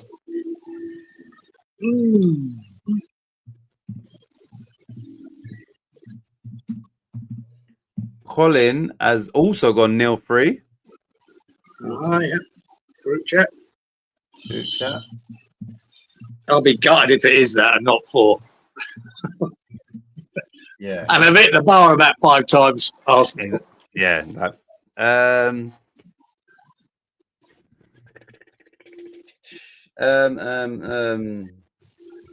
End of season. Let me give them a go. I'm gonna go 1-3. Well, give them a goal, mate. Swinging for the fences, as Walito says. We will have 2 cards. We will have 8 corners, 8 shots on target, and 1 free. I'm going rogue this week, says Danny Boy. Right, you lot, 2 more games. Yes, 2 more games. Yeah. Right, so here we go. Go. There we go. Europa League and Champions League qualifiers. Spurs v Brighton. Brighton obviously won the last game 3-2, but Brighton, in theory, both teams are playing for nothing here. Spurs know that if they win and West Ham don't, they would go above West Ham. I don't think they can finish any higher than above West Ham. I don't think, without looking at the table. But you know, Spurs were going to be on a high, and the fans, that place should be rocking, just like Palace after winning the FA Cup. Spurs, the season has been terrible. They've lost, I think, 21 league games. All can be forgotten for at least this game. At Big Ange, I believe, even if you do want him out, you should be singing his name, whatever song you've got for him. All of that for this game, and then whatever happens. They've got to show appreciation for this man. You have to show appreciation for him and what he's done. It'll be the last time they see him as well. Exactly. So make it a fitting atmosphere. Geezer, did they were meant to have a parade today, wasn't it? Friday, your time. They did. Did they have one today? You see something about it? I saw it on YouTube, I didn't watch it, but I saw it. Yeah, so they had a parade, definitely, yeah. And have you, in that final, did you see anything of expressions? I haven't seen anything yet. I haven't looked. No, because he went to the final, so he didn't do a watch along. Oh, he made a video outside, getting at all the Man United, the ones he works with, and all of that. So yeah, he hasn't gone full throttle yet. Hold on a minute. We'll see at some stage, no doubt. Anyway, he's been slagging him off all year as well, hasn't he? Yeah, get him out. Yeah. Mate, you stuck some silverware in that trophy cabinet of yours that's empty. So shut the fuck up. Exactly. Right, Lawrence has gone. He's gonna go. Sorry, because he hasn't. This one here, he told me to pick this because he might have just skipped over this. So for Lawrence, I'm gonna go Spurs 2, Brighton 2. Yeah, that's it's not a bad pick there. No, not a bad pick. I'm going to give Lawrence 3 cards. I'm going to give him 11 corners. And I'm going to give him 11 shots on target. Right, Geezer, do the same for me, please. But 2-2 is for me as well. And I'm going to do the exact same as Lawrence. 3, 11, 11, 2, 2. 3, 11, 11, 2, 2. Right, so Freshie. Who's Freshie going 2-1-2? Toss coin goes up. Yeah. I don't know what to pick for him, really. Yep. Oh, he's gone for Brighton. So he's going 1-2. This is the thing, though. Now Ange can go for it in this game, and he's not worrying about injuries and all of that. So you may well see a completely different league Spurs team than what we have seen, as he was prioritizing the Europa League. Yeah, you might. But he said he's still limited for who he can pick. Yeah. The amount of injuries that are still there, they're not changing. They were, for Bergvall, Maddison, and Kulusevski, they're done. They were done for the season 3 weeks ago. So exactly, yeah, it's still limited. And it wasn't great against Man United, but they got the job done. So defensively, they've got everybody available that they want. It's whether or not the other end they can be expensive and go out with a bang. Roberto's gone for the fresh fielder. He's gone Spurs 2, Brighton 3. 4-7-14.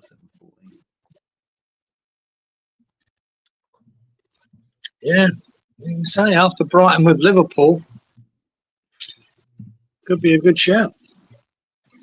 I'm not sure Spurs can score 2 goals in this game with what they've got. Right. Don't be drinking any tea when you read this score. Not when you're spitting it out. I'm not even writing that down, Danny. 4. 2, 5. That would be crazy. It's not a 5-a-side game, guys. I can't get away with the fucking sun no matter where I go. It's in my fucking head. It's right at that point. Can you even see me? Yeah, I can see you. No. Inky the champ has gone 2-1 Spurs. 2-1.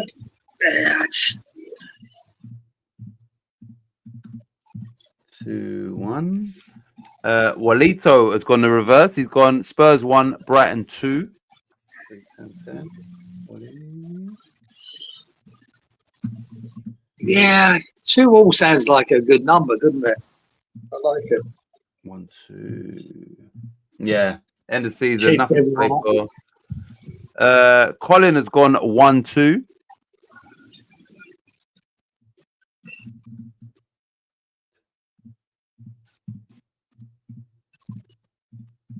One, two. You look, we got one more game after this. Darren has gone 2-2.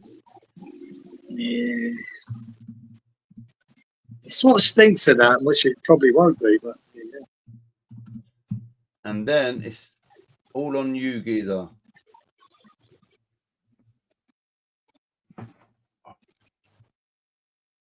I'll keep it. Right, I don't believe this, but I'm going to go because no one else has done it. 3-2. 1-0. Okay. I'm really boring 1-0 to Tottenham. Okay. But it's probably no. I think 2-2 is really well. I should be picking like you. But I still thought they'll have 9 shots on target. They'll have 10 corners. Yep. Cards. It shouldn't be a lot of cards in this, but 3 cards. 1-1. Right, you lot. Last game, and thanks for, as always, sticking with us. Walito about using his trademark. Right, last game, you lot, is Wolverhampton Wanderers v Brentford. Just like, even the last game, Spurs, Brighton, Arsenal, Southampton, nothing to play for. So these sort of games, yeah, you could see some youngsters played or some fringe players. You could see a lot of goals. Yeah, Wolves v Brentford. Let me give you Lawrence's score.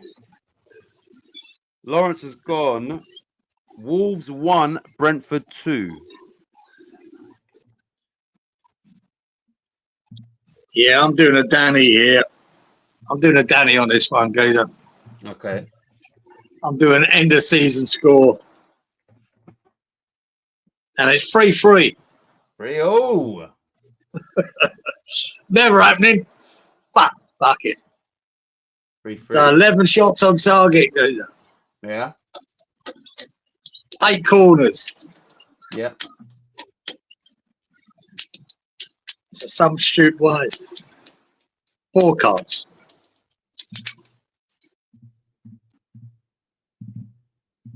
Free. Freshie. Who's he going 2-1? Is this a toss? Toss it. Yeah. Tossy. Every time. Awaiting. He's going 1-2. 1-2. Right. What are you about these? Right. Inky must be this game. Inky. Yes, it is. Right. So the champ, as Inky has said, 1-1. You're not very adventurous, Inky. Not very adventurous, mate. 1-1. Inky boy. Roberto 2-2. 2-2. Yeah.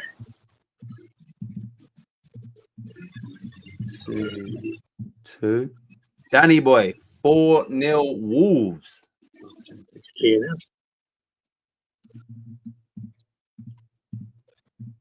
Well, at least I've picked more goals than Danny. Yep. For once. For once. Darren says 2-2.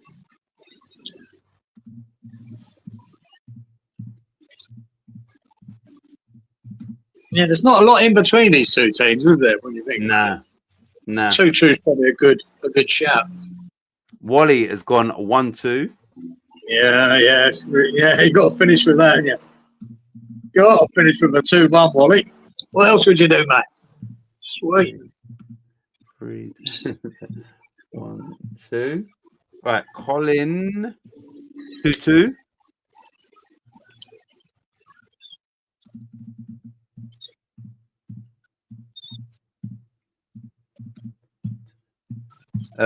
Danny says Cunha hat trick before he leaves. Wouldn't that be good? Right, it's just me, innit? Yeah, mate. All you. No, fucking Last prediction of the year. I'm gonna go. Wolves 2, Brentford 2. I was gonna say 3, but I'm gonna go 2. Actually, just do 2-3. Fuck it. End the season. 2-3. Right. We will have 2 cards, Embuemo hat trick.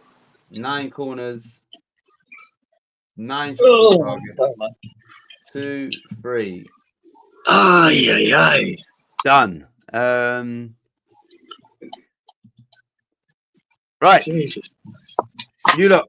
We've been going 2 hours 55, so we've got 5 minutes. Geezer, or anybody in the chat for the last 5 minutes, anything to say?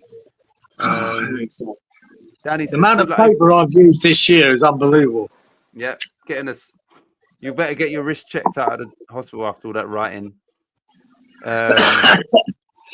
You might see Anzac in there. Both hand injuries. Yours is from hard work and graft. All these scores and scrubbing out. Good luck, everyone. See you next week. I'll be watching for a laugh as I'm lucky to get Neil. I'll be lucky to get Neil Poir. Darren. Yeah, I'm sure you'll pick up something. Yeah, he will. Good luck and see you next week. Take care. Nice one, Darren. Thanks as always. I know it's early there, out and about. Walito, thanks, guys. Listen, Wally, it would be good if you could somehow make this a nail biter, a cliffhanger by getting a lucky dip next week, and then us working out the scores after that. It would be good as a climax. Or I get 3 of them. That would be even better if you somehow. Would I give Wally some stick out of that? Right, let's see what you got to do to actually win this thing. Oh shit! No, you're too far behind Fresh. You'd have to shit. No, I need 2 of them. No, Fresh. I'm talking about Freshie. Even if you know, like a fucking yeah, you'd need 4. What's Wally? 2.8. He's only on 3,000. Yeah, Wally. Yeah. Sorry, yeah. Wally's only 170 behind. So 70. He needs 2 fucking lucky picks, mate. He's fucking 2.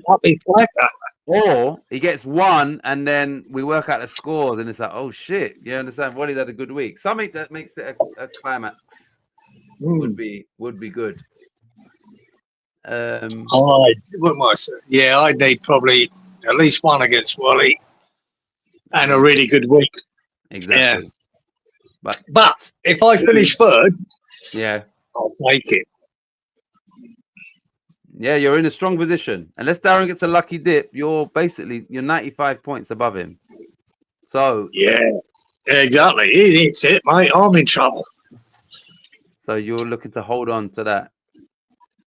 And Lawrence is right behind Darren, isn't he? So he's right. So then Inky's right behind fucking Lawrence. So. And Inky won tonight as well, didn't he? So he's got 50 points. So he bridged the gap by 30. Yeah, mate. Yeah, could be a lot of positional changes, mate. Depending on that lucky dip. You never know. Cheers, everyone. See you. Nice one, Inky. I will make a call to ensure it's closed. Yes, Wally. Put that call in. Good luck to everyone for last day of the season. Nice one, Colin. I made up a little ground on Fresh this week, maybe 25 points. Yeah, you did make a little ground on him. It was 25 points. Take care, Titch and Kieran. See you both next time. God bless you both. Same to you, Colin. Colin. So you lot, we're going to end the show. Much appreciated. As always, next week will be the last show in regards to the results. So there won't be no predictions next week. So it will be a slightly shorter show. And then going forward, like I said, we'll just do the chat-alongs, shorter shows, but just, so we maintain that we're here every Friday. So we'll always be here. Rumor has it that Antonio's back kicking ball with teammates. Yeah, and rumor has it that we're offering him a short-term contract as well. Take it all, wonderful guys in the chat. But we'll speak about that next time we're going to leave it here because we're approaching 3 hours. Yeah, you lot just have a good week. Take care. And we will see you next Friday at 10 o'clock. Ciao. Laters, everyone. Laters.